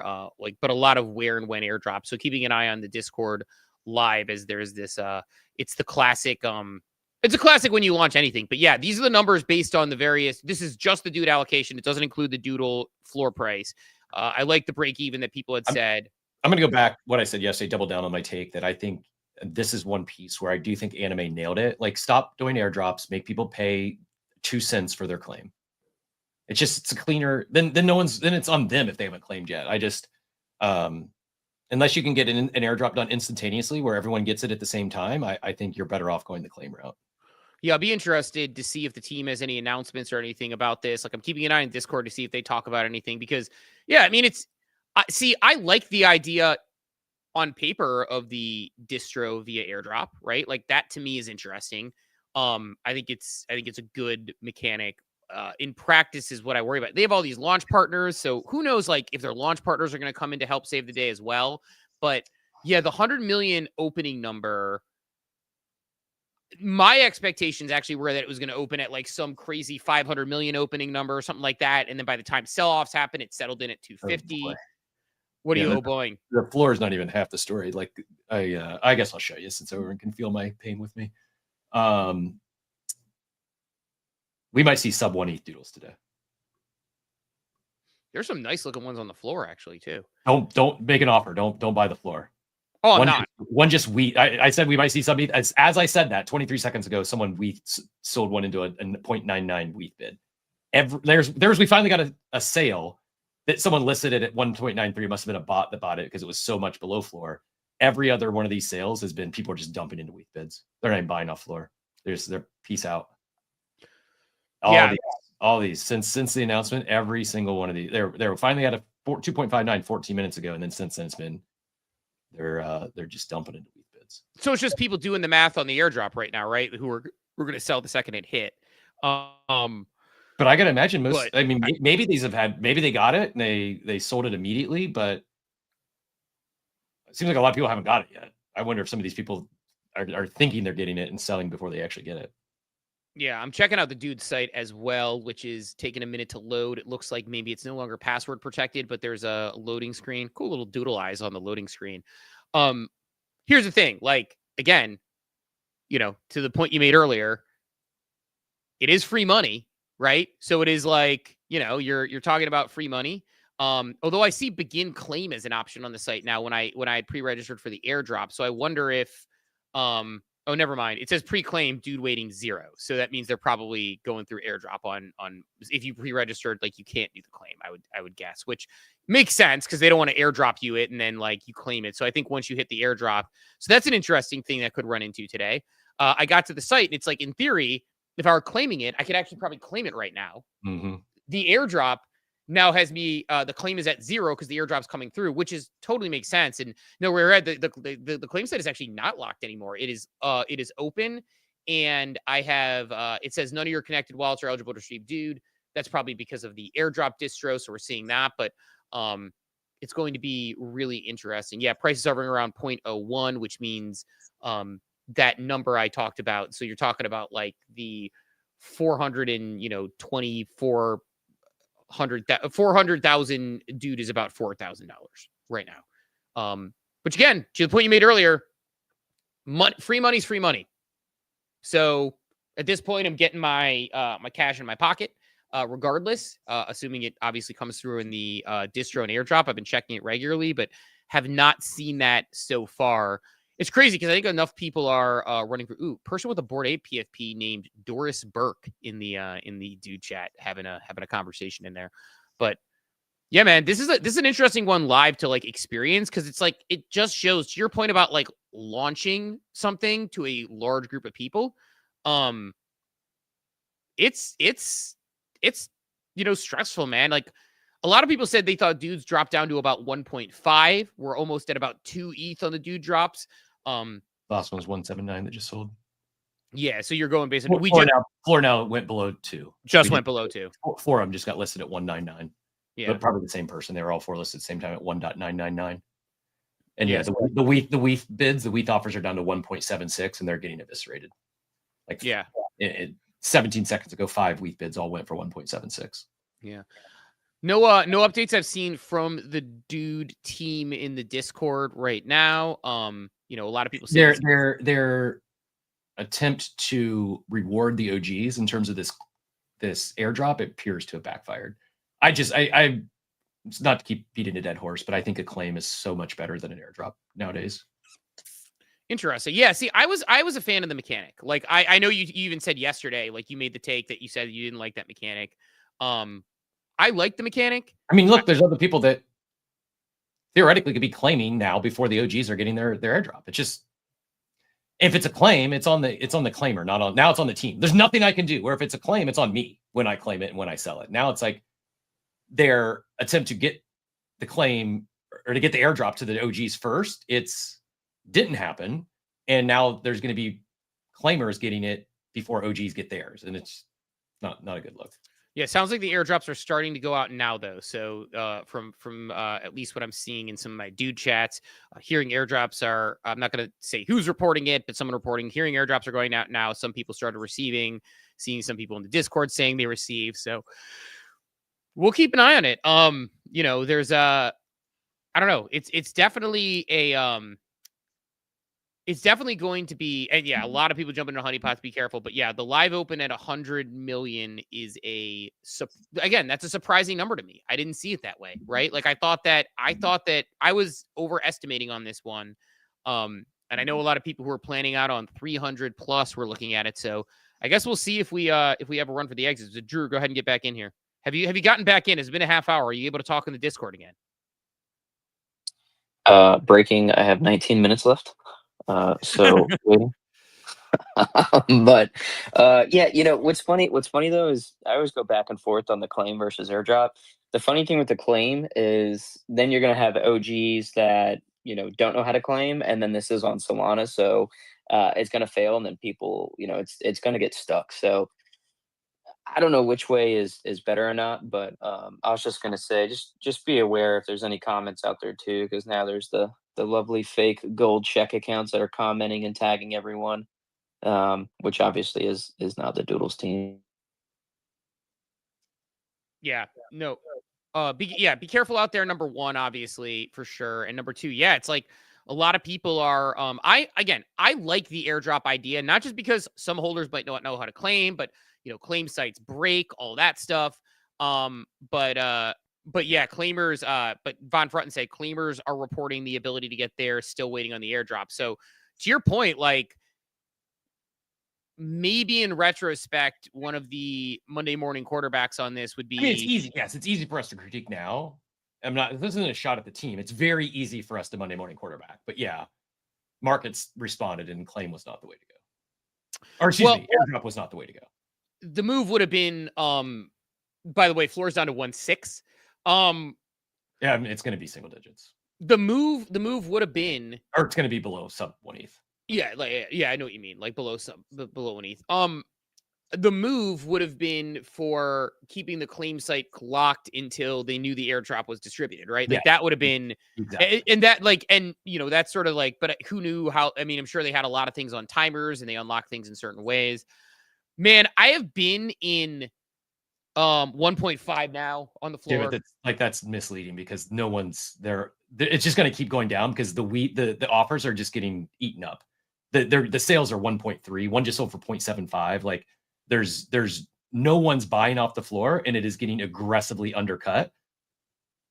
The only buys are just bids. People are selling into the bids, and the bids are evaporating. There's not going to be any bids left here soon. So it's like once the bids disappear, it's going to get real ugly. Yeah.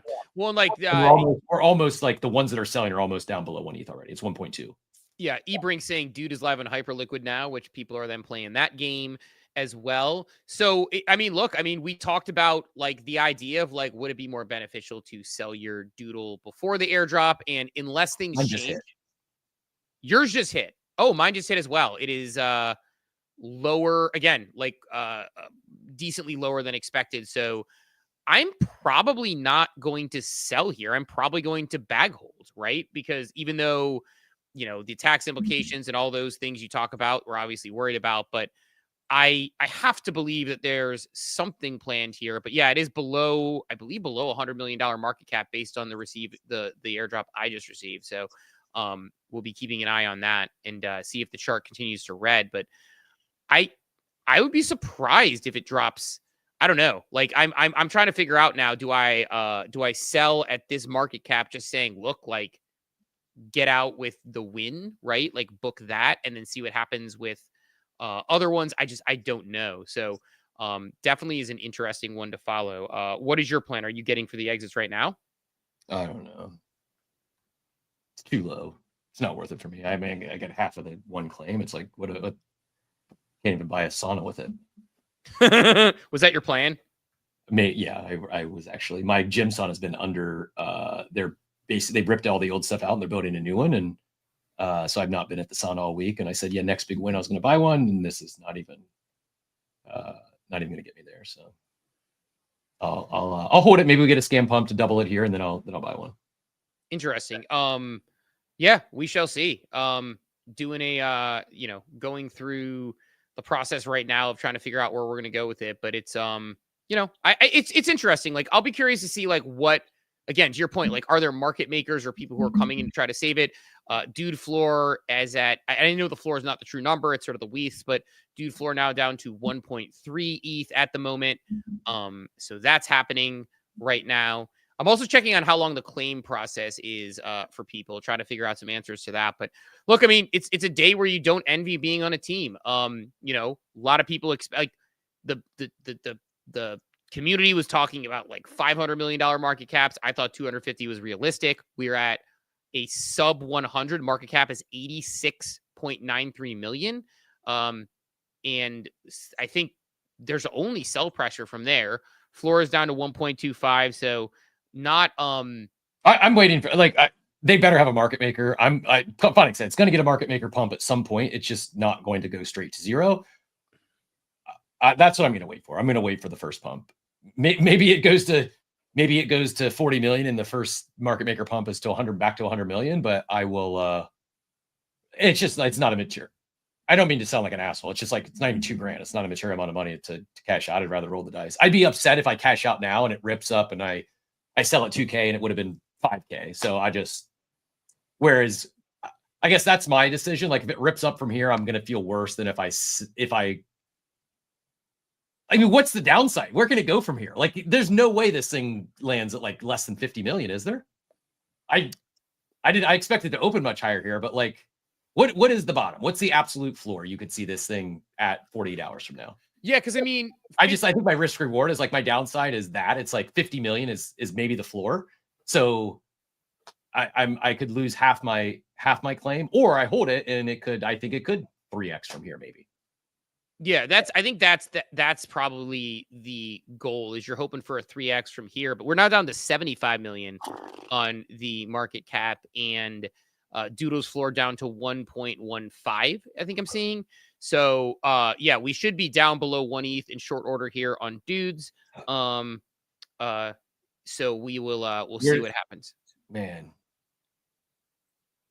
I'm going to end up buying another dude. I'm going to end up buying another dude because I am going to find one I like sub 1 ETH at this point. There's some really nice ones that are getting pushed on the floor, but it just shows, I think a lot of people were doing similar math to us. There's some fire ones. There's some fire ones getting listed that, and there's probably even other ones that are great that are selling into WETH bids as well. Yeah, it is crazy. I mean, the candles are. This is my biggest concern. Like, this is going to. My concern is, like, it's not about the price. Like, it sucks, but it's like much bigger concern is like, what does this do for the future of Doodles and DreamNet? And you only get so many big swings in this space, and this is not making great contact this morning on this swing. Yeah, and again, it's like, I know price is sort of the determining thing for a lot of people. Down to 75 million, like, those red candles cannot. I mean, I'll share. The bird eye chart is pretty real time, so I'll share it as it goes. But if you're looking at the bird eye chart, you can see right now, it's like, watch this red candle live real time. It just is fighting and just keeps getting pumped lower. So I was watching it up here when it was I don't know where that was, like the 100 million mark, and it would be fighting up, going down. So they're having trouble when you look at the sales of what's happening. They're just having trouble fighting it. I mean, momentum's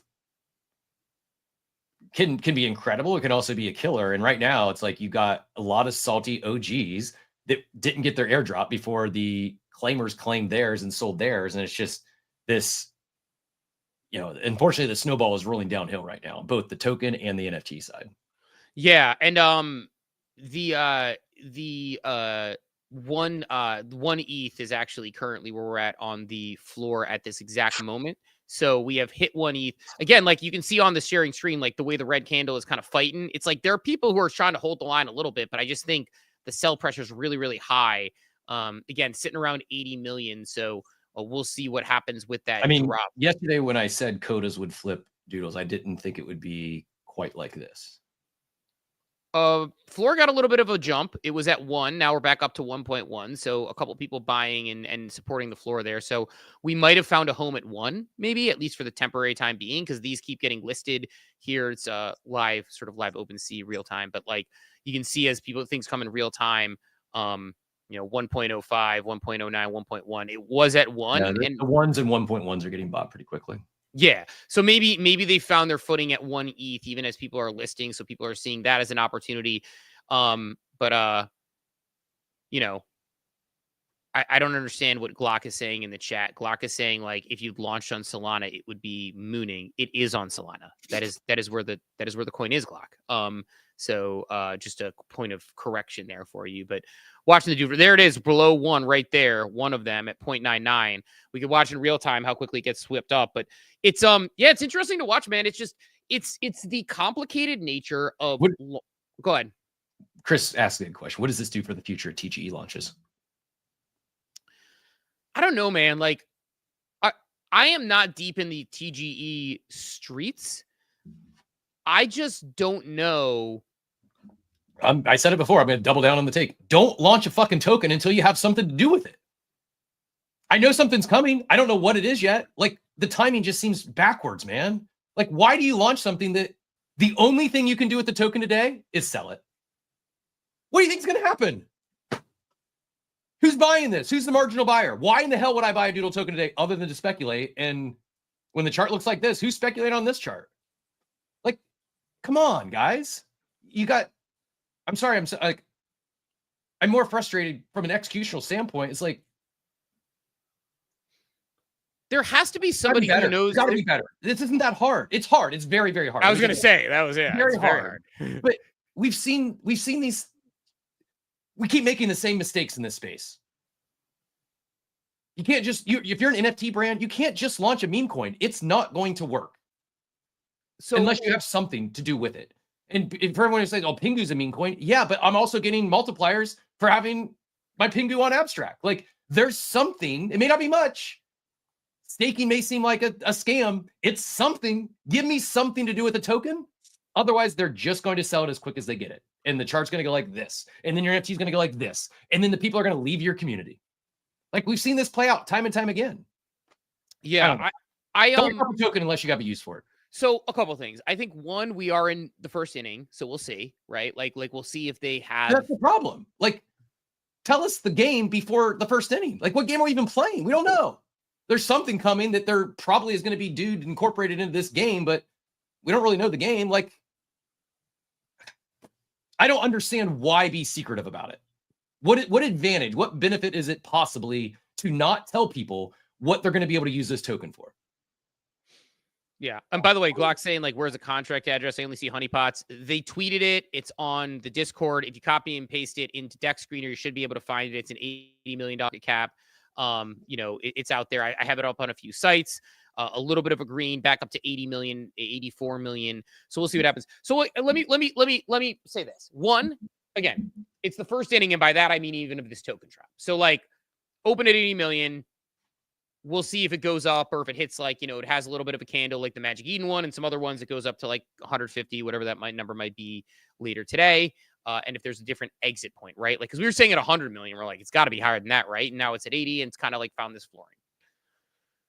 I also think, I don't know what Doodle's process was for launching this, so I can't speak to it. I do know that again, I don't know anything about this world because I don't play in the token world. There have to be companies that are good at launching tokens and know how to make the proper market dynamics work, right? There have to be. There is. So pay those people. Why not? Right? Like, why not pay those people to help you with a token launch? We're back. Yeah, man, it is fighting that $80 million mark if you're watching the chart live right now.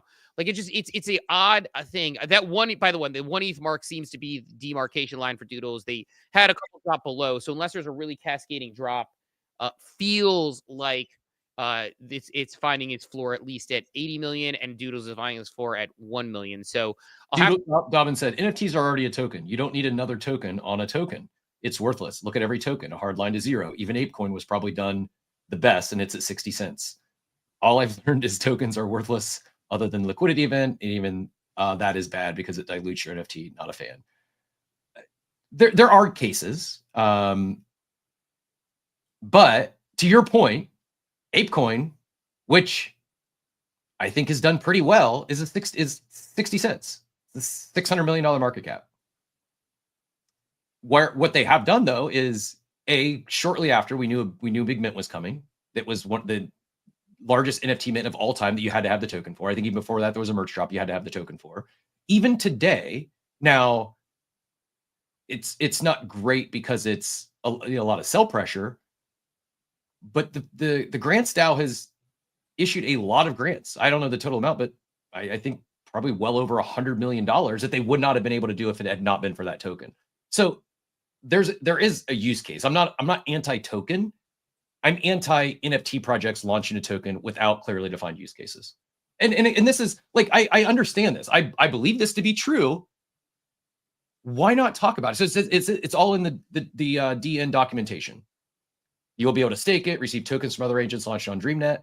Why not make this part of your marketing push? People don't read white papers here. I actually have it open as a tab, still haven't read it. I think I did prop it into GPT, but I didn't even take time to read the summary. And I know it's coming, but why launch the token today? Why not wait until it's ready to stake?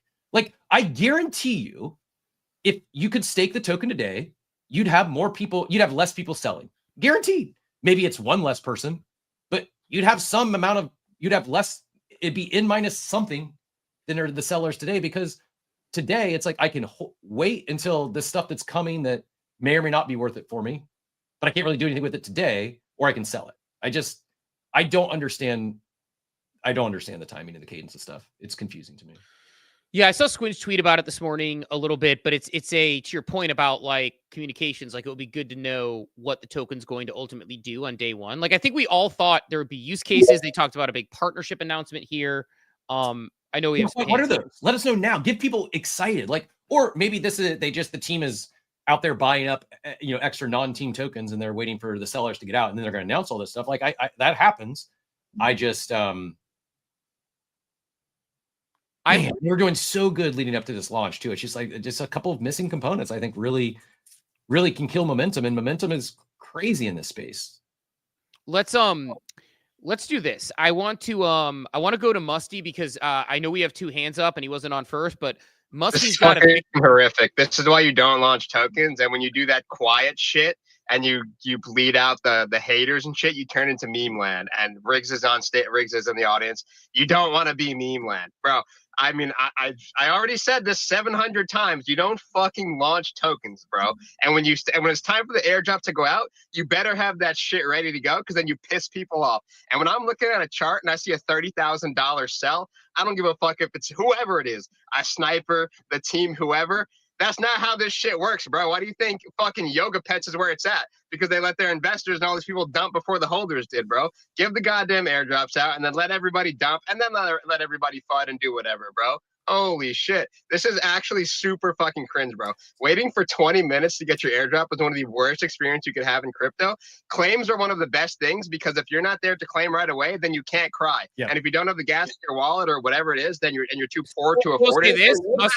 Musty, real quick on that. I will say the claim. So I have on authority from somebody who is claiming that they've been doing their claim for like 15 to 20 minutes and it hasn't come through yet. So there is still a claim issue that it's like their claim is just kind of a loading screen at the moment.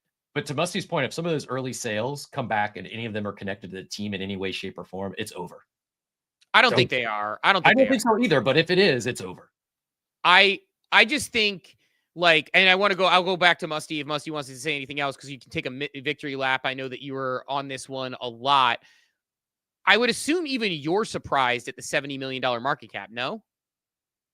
It's fucking dog shit. It's literally dog shit, right? And I didn't want to burst anybody's bubble, but I went back and I read the Binance post. Someone in the Doodles, which I'm not hating on the Doodles community or whatever, right? But one of the guys said, has any other project besides Doodles been on Binance day one? I said, yeah, meme land, right? Then I went back and I realized that Doodles isn't even on spot. It's only features. perps. Yeah. Well, so most people didn't even read it properly. Everybody's like, and I didn't want to FUD the bag, bro. Like, I can only FUD it so much. I can't FUD it any further than I've already been FUDding it, right?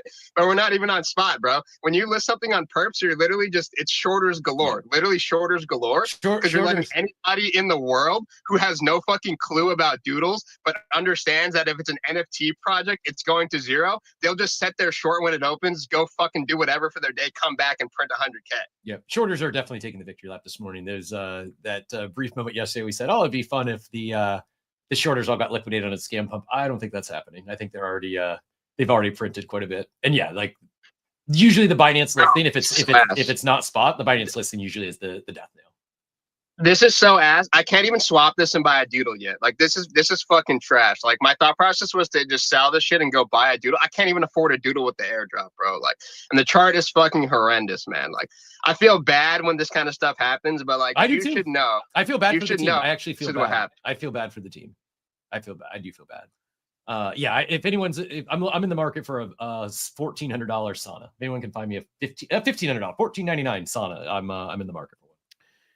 Is it yeah, is anybody like, man, I'm just thinking about this whole sequence of events. It is I get depressed every time and I wasn't selling the Doodle today. I only own half, so I'd have to clear it anyways. Long time since I felt this bad about an NFT chart. We knew the sell-off would happen, but this is extreme. I think it was just like you said, it was like a compounding thing of when the token opened that low, it kind of went down. And I mean, look, like math. First thing they're going to do, they see that opening chart, they're going to do the math. Like, oh shit, I better get out. What do you think is going through the mind? And maybe who knows? I know this, like Julian got announced as CEO of Rolling Stone yesterday. And today, look, I mean, people are having a liquidity event, but like seeing sort of Doodles kind of fall backwards and seeing the, token. I'm guessing Julian's grinning this morning. Yeah, and I just keep seeing... He's not going to take a victory lap on the timeline, but I imagine he's feeling a little better about his what I imagine to be an interesting last few months in his personal life. Man, a $73 million market cap I was tempering expectations for the Doodles community for a lot of people when I was saying 250 mil. Again, feel for the team, hoping things are going well for them, but man, it's just to see the backwards drawdown to where it is now. It would have been the move, at least early on, unless something changes, at $75 million market cap. It would have been the move to sell the Doodle pre-drop, and you would be significantly up on your money, like right now, from where you would be claiming from that 185 with Dude. Again, the break-even point was probably about 2 to 3 times where we're at now.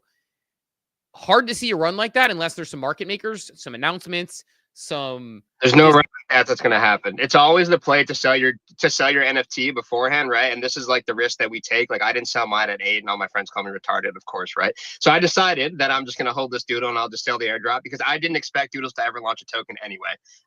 For this exact reason, right? It was very obvious that if they did, it would go really poorly. The problem also that we have with Doodles is that we don't have a min or we don't have a whoever, right, who will buy $100 of whatever token every single day, right? We don't have a whatever, right? The Doodles community is a bunch of LARPers. What I expect to happen now is everybody to get their claim. And if we do get that little scam pump to 150 or whatever, that shit's going to nuke. And whatever group chats you're in are about to get abandoned by everybody who just couldn't wait to leave the Doodles. And then here we go, run it back again. But I made a tweet today. I fucking hope that now that this dog shit is over, that Doodles can just be Doodles and we can just have cool shit happen. Yeah, it's interesting. I wonder what their plan is now with this happening. I'm not sure as expected. Cool chick in the chat saying I got $1.84, not even enough to cover the packs. I feel bad for the Doodle holders. Yeah, I mean, I'm cool like either way. I again like the team, excited to see what they're building. Like I'm excited to kind of shop the Doodles floor potentially. I think we're now on, again, friend of mine, I think they went to claim at maybe 920 or so, 925, and claim has not gone through at 947. So claims are taking a while. It does look like that they found their bottom at 1 ETH though. You're right. There's most of we flipped from We have flipped from almost all WETH sales. There's still some being dumped into bids to now most are buys at the floor, right around 1 ETH, a little below. Yeah, so they might have found their floor at 1 ETH. I thought they had found it's back up to 80 million on the market cap, meaning like maybe that 75 to 80 million is a fair range. Maybe it'll go a little bit higher. But I mean, tough day. Like you said, like I feel for the team because like it's not fudding Doodles. It's not fudding like what they're building. It's just gotta be better. You gotta be better. You're a $100+ million company. You've seen this stuff before. You got to be better. I'm not mad at them. I'm not angry. I'm frustrated because we've seen this play out like this before. Like this is, I don't want to say it's TGE 101. As I said, I would never want to launch a token in this space. Extremely, there's going to be something going to go wrong, but stop launching tokens without an immediate use case, please. If you're an NFT brand, stop launching tokens if you don't have an immediate use case, and stop doing airdrops. Or like an explanatory use case. Like an explanatory use case would be. I know we have some hands. I want to get to the hands because I know we're kind of getting up against time here on this one. So we'll see where it goes throughout the day. I mean, I'm holding at the moment. I'm going to see where it goes. To your point, I'm like, what? This can't go lower than the famous last words. Can't go lower than 50 million. So like, you know, the upside's probably zero is the floor. Zero is the floor, and it will eventually get there. But yeah, hopefully in the next week or so, it doesn't drop. Well, like again, some of the market makers, to your point, like EB7 doesn't like them, so it's not like EB7 is going to come out and be like, "Here's my thesis." Like EB7, when he comes out and talks about like all these meme coins he's buying, he's not buying dude. Like he's a butter, and so who are the market makers going to pull in, or the people who are going to, you know, do those buys or kind of hold the line on that will be interesting to see. But yeah, about 80 million, 75 to 80 million seems to be at least the current spot where it's been chopping around for about 20 minutes to 20 minutes or so right now, which is the, you know, so who knows if it did, because it did chop around, you know, 85 to 100 for a while. But yeah, I mean, interesting times for sure. Not what I expected on the drop, but I'm not like, the only thing I would say on the team is like, I mean, there's people in the chat. There's nothing wrong with not having a coin. Project owners get pressured into it, but need to run to their computers, not let the communities run the company. We'll go to hands here in a second, but yeah, I mean, like my biggest thing would say, I have never launched a token, not even a pump fund token, not a boop token, not anything. So I am not in a position to say I know what I'm talking about when it comes to launching tokens. What I would say is when I don't know something, I generally try to find people who do. And there has to be people in this world who are brilliant when it comes to launching tokens that can talk about how to make it as successful as possible day one, that you would pay to work with a percentage of your token or whatever it is. And then they're invested in it because you're like, look, we're going to give you a bunch of token to help us launch this thing. We want it to be higher. I don't know. Been waiting for a while. Let's get Jalazo then Drew back in here. Jalazo, GM, thanks for your patience. Yeah, all good, GM. Really appreciate the conversation. You know, I love the angle you guys come to most things at, but you know, could not agree more with Captain in 80%, 90% of what he's saying here. I mean, you're saying that, you know, you're not in a position as someone who isn't an expert in launching tokens. I literally spent a year working at a company where all we did was help people launch tokens, right? We launched Rect, we launched Pirate Nation. Like, as someone who's seen the ins and outs of this, two good token launches, by the way. Two great frankly, token launches. Yeah, appreciate it. I mean, like, you know, frankly, like, it's so frustrating because you can blame the team. Like, they spent months and months and months in meetings with dozens of people, all sorts of people giving their ideas and explanations and working with the exchanges to figure out what they needed to be listed there. Like basic, you know, tokenomics, you know, TGE 101, you need to understand your sinks and faucets. So that's how people get the token and then how people spend the token. If you don't have clear rules about that, first of all, your token's just going to bomb on launch, but also exchanges aren't going to want to list you and keep you there. So it's incredibly frustrating for me personally to see a hyped NFT project that, like, I've been looking at from the sidelines for years and have always been like, wow, like I would love to own a Doodle one day. To mess it up this hard. Like I don't have Doodle. I bought the Doodles McDonald's collab because I'm like, I want more NFT I want big brands to see that if you do projects with NFT projects, it will be successful. People will buy it. So I supported them for that reason. It's incredibly frustrating to look at this chart and see that, like, they did the same NFT 2021 playbook of hype and hype and hype with nothing behind it. I frankly think you can blame the team for that. I think they should have known better. There are resources out there where if you're spending months researching token launches, you should do better. We're at a stage in this cycle where we're like at the end of the meme coin thing. We've seen dozens of NFT projects do the exact same thing and not be successful. And frankly, I think it's like deserves FUD. We deserve better. And the only way we will get better is if we show with our dollars. I'm not a holder, so let just saying that there, I have no bags here. But I don't see the argument for holding when the team has frankly left the bag holders disappointed and losing a lot of money. Frankly, it's I think inappropriate. I think it's disappointing, and I feel badly for the incredible community members, many of which weren't here for the money to begin with, but now are here who've lost upwards of $1,000 for just wanting to support. So I find it very disappointing. I completely agree, and my biggest thing is don't launch a token that does nothing. We're past that point of the cycle. Just don't do it. There's no good reason for it. All you will do is disappoint your biggest supporters. I'm just super disappointed by this one. And great takes. I wholeheartedly agree. And this is my biggest concern. It's not about the token. It's not about did we get free money? I don't view it as free money. No, we got incentive rewards that many of us had invested into expecting this to come.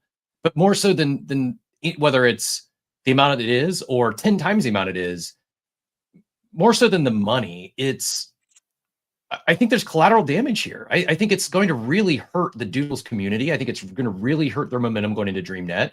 The silver lining is if you were excited about DreamNet, you just got a much less expensive entry to participate. The downside is I think they lost a lot of their people that would have participated. It's just, this space is very fickle. Its attention is fleeting. And yeah, you can't let down your loyal supporters like this. It is about the money, but I go back to momentum, and you don't want to kill your momentum. You don't want to send it the other direction, heading into essentially what appears to be their biggest upcoming launch with DreamNet. And yeah, I think that's the collateral damage. Is it's going to be tough to get back. It's going to be tough to get that momentum back. They're going to have to absolutely crush it with DreamNet. And I don't have conviction in it yet. I don't know enough about what they're doing. I don't understand it well enough. And I guess because I'm not dumping the token right now, I'll participate. But I think there's probably some others that if this thing is executed a little better, they probably hang around and they wait and they stake their tokens in DreamNet and they see how things go. But I have a feeling a lot of them are going to. This might be their final straw with their patience with the Doodles. I guess real quick before we go to Drew, if Jalazo is still, I go checking my phone because I have it on the charger. If Jalazo is still there, what would you have done? So again, I want to separate a few things here. Number one, because I want to make sure the conversation is nuanced and go back to Jalazo here in a second. But number one, free money's free money. I launched my Doodles into space. I like my Doodle. It's cool. I know people who are talking about selling dupes and whatever. Number two, it is hard to launch tokens. I get that. And so there is part of that to the team. Still, I think still excited about DreamNet. I think that's exciting, but I think how you handle things certainly matters. And I'm curious from Jalazo, if you can get back in here and explain, how would you give me a handful of things from someone who's launched tokens that you might have done differently on? Would you pair an announcement? Would you immediately have syncs? Would you have the team talking about certain things? Would you have market makers in place?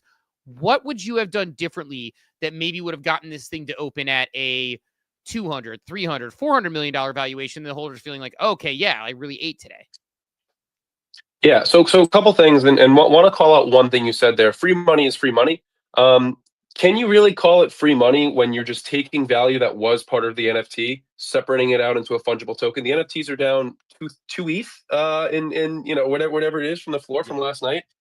That was converted into token, which now the token is dumping significantly. So I'm not even sure if holders are made whole from. I haven't done the math, so I can't say for sure. No, but everyone holding. I don't look at this as free money, even if you're up a little bit. So one thing to call out there. No, well, let me respond to that real quick because I would disagree in the sense of it's free money in the sense that I have had my Doodles since right after mint. I sent it to space last year just because. I participated in stuff with no expectation of a token drop when I was buying packs and doing things like that. And now I have money that's coming back towards me. So is it free money? No, but it is a reward for being part of the ecosystem. And it is something that I like. If they didn't do it, like, let me put it this way. If we're talking about it, like, for like, let's say, I mentioned the one dude, one whatever, and it's at like $3,000 right now for one dude, whatever. If somebody did that, that is $3,000 they wouldn't have had if they didn't launch a token. So, like, if the person was holding those things regardless, and now they have $3,000, $4,000, that's what I mean when I say free money. So just put it that way. So I get your point. I would still say a lot of people are doing this still with the expectation of some financial reward down the line. But fine, let's ignore that piece because I think we could debate that all day. What I would do differently is very, very clearly have use cases for the token. As simple as buying merch. Like, staking is great. Actual on-chain use case for the token, like, interoperability with other ecosystems that are already in play could be cool. Like, if you could pay for fucking, Kato with your Dudes coin. Like, if you could pay for other things, like, the whole point of what we're doing in Web3 is designing ecosystems, right? We're not in these individual walled gardens. You have a token that you can spend and do things, not just trade for dollars and purchase things with dollars. If you can't do things with your token, there's no incentive to hold it. Now, often, staking can be enough, right? It doesn't, ideally you still have more, but staking could be enough. What I don't think they did well here is particularly around the messaging. They made, to me, as someone who's kind of been watching from the sidelines, I felt like there were constant implications that there would be a lot going on with this token pretty quickly, through DreamNet or through other things, right? They make it clear that this is going to be a real token, even if you want to call it a quote unquote meme coin. This isn't a meme coin to me. A meme coin has absolutely no expectations, is strictly a meme. Doodles isn't a meme. Doodles is an NFT community. I really don't like how this term is thrown out. And I think, something I was very vocal about going into it was LinksDAO, kind of similar situation. Kind of promoted it as like, oh yeah, it's just, there's going to be some stuff, you'll be able to do some stuff. And when the token launched and there's absolutely nothing to do, the community got silent. Because they're like, what do we do now? Like, even though I didn't buy this thing with the expectation of some token down the line, now that there is one and they've been announcing it, expectations change in the weeks and days leading up to the token launch. So first and foremost, have staking live, have the ability to purchase merch on the website with this token. You have to have an ecosystem, a reason for people to hold it, stuff to do with this token. At the very least, incentives for locking it up, and which can be financial and boosted, in other ways on the side. But like, what they have now is a token with no strong incentives to really hold. And like, without any new features or anything new really coming out alongside the token, it's nothing. It feels empty. And it feels shallow and it feels hollow. And I think that's why people don't feel confident in holding, because there is no financial incentive or otherwise incentive to do so. So does that help answer like what? No, I guess without being like an expert in the ecosystem, I couldn't come up with like on the fly cool aspects of the ecosystem that they could have created to do here. But like, you need something more is kind of my takeaway. Yeah, it's funny you say that because I mentioned, like, I'm not a token launch expert, but I remember when ApeCoin launched, Cap and I had discussions about why is there not a sync every month, a retail holiday, a reason to use it, because they had other side land, they had merch, and our thinking was they could do holiday merch, they could do summer merch, they could do pool floats and bathing suits, they could do like all these different things with ApeCoin, and they didn't end up doing that. And that was my gut feeling that I would have liked to see here is the same sort of thing where it's like, and again, I'm not trying to money my own recording back. Have a pack drop. Have a pack drop they could buy today to celebrate your TGE. Have a dude pack drop that you literally. It's that easy. It's that easy. I mean, by the way, I have a merch store I set up with Shopify and Printful. It takes like an hour to set that shit up and just have merch ready to go, print on demand. Like, I've integrated it with fucking MF or Coin. Like, it is so frustrating to me that a brand the size of Doodles, which has done tons of merch drops and like physical IRL stuff, can't figure out some simple utility with the token day one. It's so it's just like they're not going to. You can't buy merch with it. I don't think you can buy merch with it. But they said yesterday or whenever it was, they did some kind of like in-house, like show or whatever. But anyway, apparently one of the new vinyls is going to go on sale, and you can spend DOOD on it or whatever. But even so, Nobody cares about any of this shit. The final thing is just stop fucking launching tokens, bro. Nobody fucking asked for a token. It just seems like an exit scam, right? Like, just stop with this bullshit, bro. And I actually think the reason why it pisses me off so much with Doodles is because it makes no fucking sense. At least my other bad conviction is meme land. Fucking Ray has been in business for a fucking gajillion years. He literally works with the Hong Kong government. Like, he's in a much different position to do things like this. All Doodles had to do was do nothing. Just fucking do nothing. But everybody thinks that they're going to be 90 things and they can save the world while being in Web3. That's not how the fucking shit works, bro. And it doesn't matter if you figured out the cure for cancer. Your price will not pump. Nobody cares.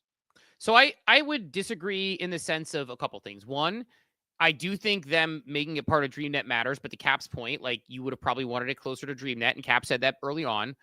I do think ecosystem tokens are interesting because they can provide utility within an ecosystem. It's like what we talked about. Like, if there is a monthly sync, like to Cap's point, if there was a pack drop that you had to celebrate today, if there was new merch launch, they talked about there's this big partnership coming out. If there was a thing where the partner had, you could buy sort of merch or things in the Dude, like stuff like that, I think would matter. And we saw that with ApeCoin. We've seen that with other utility-based tokens. So I think it's not that necessarily launching a token or an ecosystem token is inherently wrong. Creating sort of a currency for your decentralized community that is not based on the piece of dirt you live on, but based on the people that you want to be part of. So I'm not going to knock them necessarily for that if it had become part of that. But I think the point Gelazzo is making, I'll go to Cappy in a second as well. But like the point Gelazzo is making is the point that Cap and I have been making since the ApeCoin drop, which is the first big one of these, which is there's retail holidays, there's opportunities each week. You know, you want an immediate use, like even like you said, like buy a pack today or do this today, or it's a special thing that has an opportunity like, hey, we're giving away an OG doodle or whatever it is, or a rare grail OG doodle, and one person will pull it from the pack, everybody else will get wearables. And I know that they've kind of gone away from that, but like there are those sync opportunities. And that is the part that is, I do feel comfortable saying out loud, because we've said that in the past and said that about this one in particular, you know, maybe not about this one in particular, but we've said that many, many times in the past, Cap. It's not even just token drops. It's just business. This is retail's business 101. You can't just rest on what you ship. You have to be always promoting for the next thing. What's next? Especially when it's a fungible token that if there's not a next thing coming soon, people are going to rush to the exits. It's just, you know, I don't know. That's the frustration is some of this. It just seems so 101, and this is a team that's done this. It's not like they'd have to go like they've done pack drops, they've done partnerships. Like, why not announce one of them today? We know you've got some coming. I don't know. I will say two things about it. And then we'll go to Cappy. One, I'm seeing reports that people are getting a second airdrop, which I don't know if that's an error or on purpose. That is being sent to their wallet. So who knows if that's like a double, like on pre-registered, if something happened, but seeing reports of that, I don't know if they're true, so don't take my word for it. But I've now heard from two separate people that there's a second airdrop that might be happening for people. So it might be on purpose. It might be a mistake. We'll have to see what happens there. I mean, I don't know. It's like, again, like maybe I'm just like, it must be more complicated than I'm making it out to be. But yeah, the syncs thing is one that I've always thought about. Like, if you have some rare vinyl that could only be purchased in Dude, I have to imagine that the people who are like the big claimers are going to say, yeah, like I want to buy that thing. I'm going to spend it on that. And then that is a, you know, token sync for it. So I do think the token sync is probably the critique day one. This was always going to happen to some degree. I think people are just surprised by the violence in which it's happening, where, the 75 million seems to be now where we're at now, which is the scary part is when you see the floor, it's been settled. Floor's recovered. We're back up to 1.279. So floor's bouncing a little bit, found bottom around 1 ETH. For a moment there, Doodles got flipped by crypto dick butts. So to the point of you don't need a token, you don't need a token unless you're going to do something with it. But yeah, now semi-healthy recovery back into the 1.2s, and the selling off into the WETH bids has stopped. So now people are actually buying ones listed on floors. And by the way, like it's been chopping at a half hour, but for about a half hour now between 75 and 80 million. So at least for the moment, that seems to be where it's found. The question is, does anybody come in to lift that floor? Who knows? They'd have to have a compelling reason, or maybe one of the market makers that they'd be working with. Or do we hit a point where it capitulates downwards, where people get tired of waiting on the time and we see it go even lower? I don't know. So I'm holding put for the moment on both mine. I had initially planned on maybe selling some out the rip, but that was based on $250 million, maybe even a $125, $150 million market cap. At 75, I just don't know. I need to pay pretty close attention to that. But Cappy, go ahead. Go ahead. Well, yeah, we'll get to Cappy here, but just to the other point to, I think it was either Gelazo or Musty, like, it's not like I am down on my doodle. I put it in space anticipating an airdrop. The things they so I didn't sell a doodle when it ran up to anticipate an airdrop. That's on me. It's my decision, but it's not free money. I'm down. My doodle was 2.5, maybe it was over $5,000. So if I 1,500, like I'm down. Like I lost money on this investment that I didn't sell because of this airdrop. So yeah, it's not. I understand. Like yes, it's maybe nets out if you bought it early, but yeah, people who bought yesterday are down bad.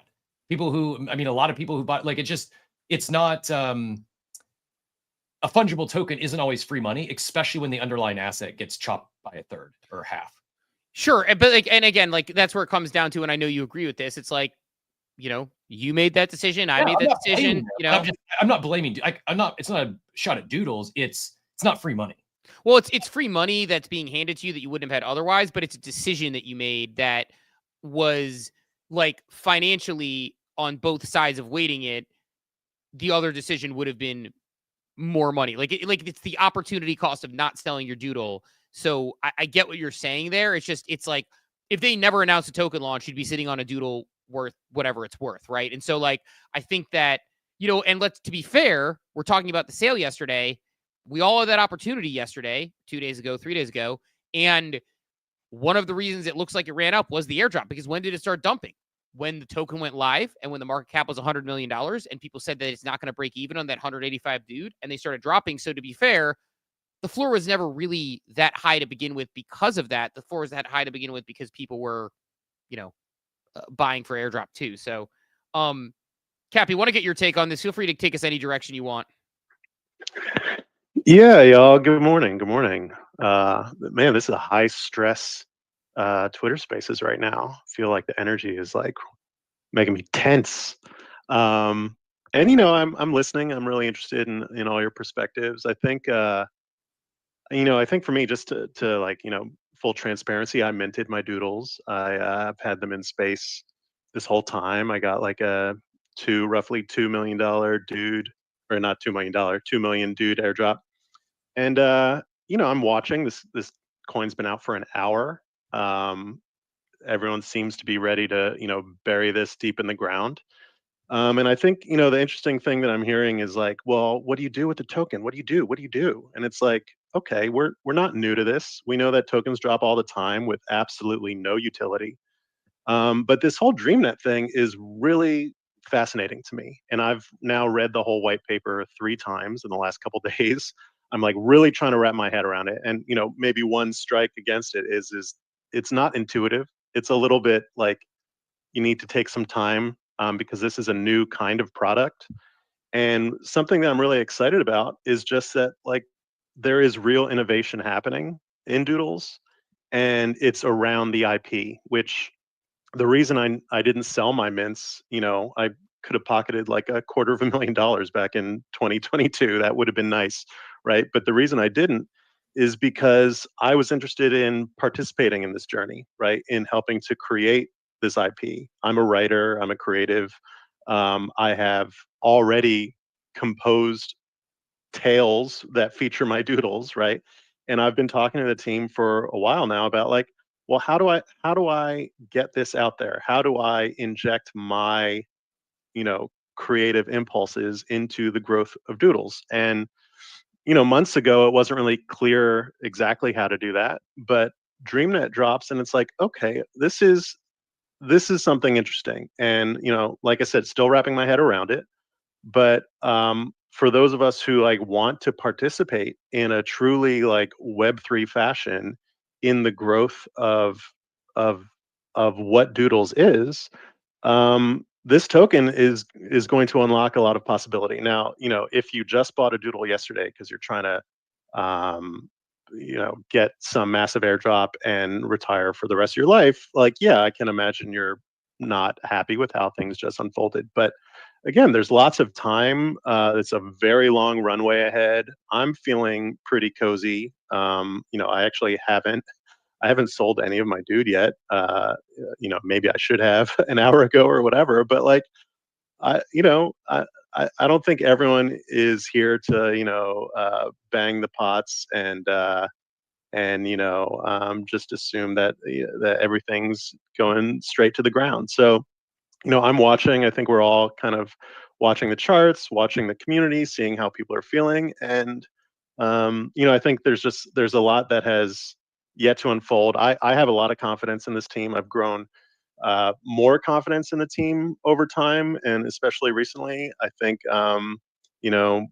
there's a lot of these ideas that people have. Okay, let's buy merch, let's buy records, let's like all of that's still possible. Just because it didn't happen in the last hour and 20 minutes doesn't mean that there won't be potential use cases that we haven't heard of yet. And granted, it would be nice maybe for some people to have that right out the gates, and I totally understand that perspective too. But we're now that the token is live, like it's out there in the world, and there's a lot of potential for it. So not to put a damper on everyone's salt party right now. I appreciate this kind of attitude too, but like I don't know.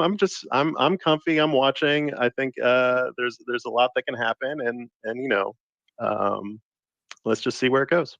Yeah, I think good perspective from a holder. And just to be clear, like I at least, and I don't know if I've given that the impression, I'm not like salty. Like I said, I'm kind of feeling good about where we're at. Like I don't mind the money and like whatever. It's like, I'm probably not selling anytime soon. So my big thing, I agree, like they could certainly do all those things, but momentum does matter. And it's like launching things and being like, look, we have a bunch of use cases for this thing day one, moment one does feel a little different than the token opens at, half, a third, a quarter of what people expected that, the FTV to be. The doodle floor went down to like 1, and then it's like, okay, we have some ideas now, right? Like, so I think there is a difference there. And again, that's not fudding or being, trying to be nasty, just saying that, yeah, like there's probably a difference between having that day one plan. And I think that's more of the part is that, like, to me, like, I want to say something like relatively clearly to the audience, just to be as clear as I can on this thing for me personally. Cause, and this is not directed at you, Cappy, because I think, Cappy, you're a very, I actually really like your even keel nature about it. I really appreciate the way you're approaching it. What I'll say is that, for me personally, what I do is I like to observe things as they are. Like I tend to not dislike people that other people dislike, or I'm like, oh, I'll observe that human behavior. How did it happen? And what I'm trying to do is look at this as, okay, so dude launched. I was personally, and maybe this is on me, was modeling it out, saying, all right, like given what other coins are at market cap, like 250 will be a place that most people are going to have a pretty comfortable place selling. So when you open at 100 and drop down to 75 and you're holding 75 to 80 on the market cap in a, half hour plus range, and Doodles drop that, my question is, okay, so in retrospect, what could have been done differently that maybe would have prevented this? Not saying that the team is not, I'm not sitting here throwing, barbs at the team, who I also like and think they're great. Not throwing barbs at the community or anything, and not discounting anyone's feelings, but more so, okay, so what didn't go well here that maybe could have gone better? And so that's where I go like, all right, so the airdrop was a little slower. Claimers could get out first. Okay, that's one thing. Market makers might have been another, which again, I know that people have mixed feelings on that. Working with a launch token company might have been another. Utility day one might have been another. And it's not to say the team absolutely should have had all these things in place or could have had all these things in place. Like certainly, possibly could have, but more so saying, one, appreciate your even keeled perspective. And I'm seeing that a lot in dude chats I'm in, by the way. Seeing that in some of the Discord, seeing that in some of the chats I'm in, some of the DMs I'm in. So not everybody's like, upset at the launch. And a lot of people are saying, hey, we got some money. That's cool. But my way I'm approaching it, just to make it perfectly clear, I don't want to speak for Cap, but the way I'm approaching it is, what could have been done differently given that this feels like it has been below expectations by most measures? Like a lot of people said, if Doodles go to 2, here's what the break even is. Well, Doodles are around 1. Like a lot of people said, okay, 200, 300, 400. Some people were saying $500 million market cap. Some people said $1 billion market cap. Okay, we're at 75, million. What does that mean and what would have changed? So just to be clear, and I know like, Cap, I don't know if you have any other thoughts on this, and we could probably wrap pretty soon here, but like, to me, it's like, okay, so what went differently that could have been done otherwise?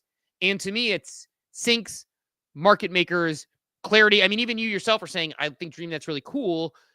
Lacking the clarity on DreamNet, it's like, could they have done a better job explaining that up front and where Dude plays into that? And could they have done a better job explaining the DreamNet utility? Probably on that. Could they have gotten the syncs out a little bit quicker and what they'll be used for? So that's my take, is like, I would say, not like, I'm not a hater. Like, I've never been a hater. There are very few things that like are gonna like. I it's hard to explain in a clear way that like I am an observer and a commentator who likes to take data points and notes and then say, how could things be done differently? I do it for myself, by the way. Like, I talk about myself on the show all the time and all the things where I could have done a better job. Like on the show, I mean, anybody who listens will tell you, like, I'll talk about when I was buying Pengu before drop and why that was, or right after drop, and why that was a dumb idea and I should have been smarter about how I spent that. I'll talk about my meme land, which I staked to ultimately try to get some airdrops based on what Ray said and why I shouldn't have held the meme token. I'll talk about, NFTs like Guttercat that I held through 10 ETH that I probably should have sold and ended up selling for 1 ETH, and that was a problem. So to me, at least personally, I just making the point of like, I appreciate Cappy's perspective. I don't want this to come across as like I'm flooding the team or saying this sucks. What I'm saying is like, hey, observing this, how could this have been done differently? I could do it about myself. I do it about other people. I think some people take that as FUD or being a hater, but it's just how I approach the world and myself. And it's, by the way, it's made me successful in business because I've been able to approach companies I work at and see what the companies do, what they do well and wrong, and take a very honest approach about it, what we could be doing better. So just to make that point clear, I don't want it to come across as that. Does that make sense, Cap? I don't know. Yeah, no, it does. And seeing more screenshots, hearing people getting doubled claims. The screenshots I've seen is coming from 2 different addresses, however, so be careful. Be very careful. I don't know. I still know Solana. If you like, I know on ETH, like you never wanted to interact with a scam NFT that got airdropped to you. You didn't know where it came from. I don't know if that same vector of attack exists on Solana or not, but I would be very careful interacting with a token that just appears from a different deployer than the Doodle one. Yeah. But seeing a couple people talking about this, showing screenshots, and I wouldn't complain if they doubled my airdrop, but they better do it for everyone. Yeah, I mean, who knows? It could be that it's people who are on like product councils. It could be on, it could be on a lot of things. So, but yeah, no, it's, and look, I mean, still excited to talk to the Doodles team about DreamNet and see what they have, but it makes it a whole lot more, could you imagine how much worse it would have been, by the way, if they included other communities? Like, they would have been dunking while selling out the door. So I think that they made the right decision there, by the way, as a side note. Yeah. And it was funny because people were like, oh, Pengu, if you were a Doodle, you got an elite Chad roll. An elite Chad roll got a small airdrop of Pengu. So therefore, it's like, all right, guys, like, let's not do the mental gymnastics here. Like, and they're like, well, it's like Luca would never. And like, I like Luca, but like Luca just went on record being like, frame people who had the frame airdrop can get fucked and they're not going to get the airdrop after he said they were going to. So like, let's not pretend like nobody's ever done this before in that sense. So I don't know. I'll be curious. My sentiment about Doodles hasn't changed, but my conviction on the need to have a solid plan for a token has strengthened, I would say. Mm-hmm. Yep. I don't know. That said, I know we spent a lot of time on this. This has been an interesting one to watch and follow. Certainly, we'll be keeping an eye on it. Again, it seems like we're now coming up on about an hour trading in that $75 to $80 million range. So looks like it's found at least a floor there for the time being as far as that goes. And NFT floor continues to get bought back up. It's back up over 1.4 now. Yeah. So even flippers. People bought it last 2 listings. There's someone bought one at 1.34 and they're selling it for 1.41. Another one bought for 1.13. So the flippers have been buying the dip here and they're now relisting their Doodles. So yeah, and Metacryptopian, I get your point. It says, in this space, it doesn't matter what a team delivers. It will never match the expectations of users in the space because we live in a highly speculative environment. For sure, there's always going to be those expectations that are being set out that are not being met. I just think in this instance, probably some opportunity to have had a little more support going into it. But, we live, we learn, we move on. But Cap, that said, any other thing you want to hit on, any cleanup or parting thoughts before we let everyone get out of here and watch some charts? Just if you didn't give Mesh a follow earlier, go hit that post up top all the way to the left. Give our longtime friend of the show here some extra well-deserved X follows. The carousel I'll repin up there if you missed any shows this week, and then head over, click through the DGen handle to the link tree there. You can find our podcast, the recordings for all the shows this week. Whether you're on Apple or Spotify, wherever you like your podcast, we'd love the rating review on those platforms, and hit up that newsletter will come out this afternoon with the weekly review, and greatly appreciate the support there. Yeah, no, appreciate everyone who came through this morning. We'll be keeping an eye on this chart, and we'll see what happens on come Monday. I definitely think. What's your target? What do you think the Doodle floor price is Monday morning at 8 a.m. The NFT floor price, and then second question: what do you think the market cap of Dood is? I'll go Doodles 1.75. I'll go Dood.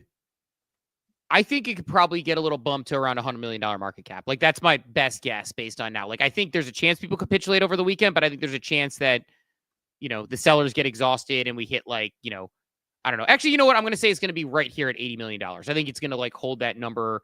If it goes down, people the market valued it there. So I'll say $80 million in the Dood token and 1.75 in the Doodles floor. That's a pure guess. I'd have to think more about it, and maybe I'll change my mind come Monday. But what do you think? Probably about that. I would go maybe 169 just to not give you the same number as you. And then, yeah, I think if it's 100 million by Monday, it's a W from where it opened. Yeah, crazy. Crazy to see. Because I thought we were going to get a $500 million open and a dump to 250 where a bunch of people could sell and then eventually settle in at 150 to 200.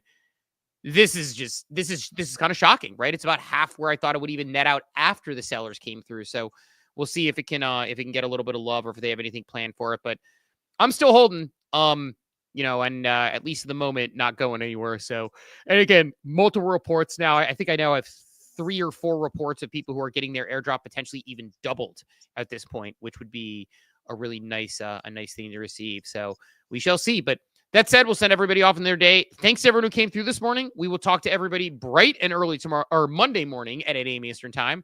Have a wonderful, wonderful weekend, everybody. Thanks for tuning into Coffee with Captain, powered by ApeCoin. We hope you enjoyed the show, and remember, nothing we discussed today is financial advice. Until next time, keep exploring, stay curious, and we'll see you soon. Have a great day. Welcome to the future.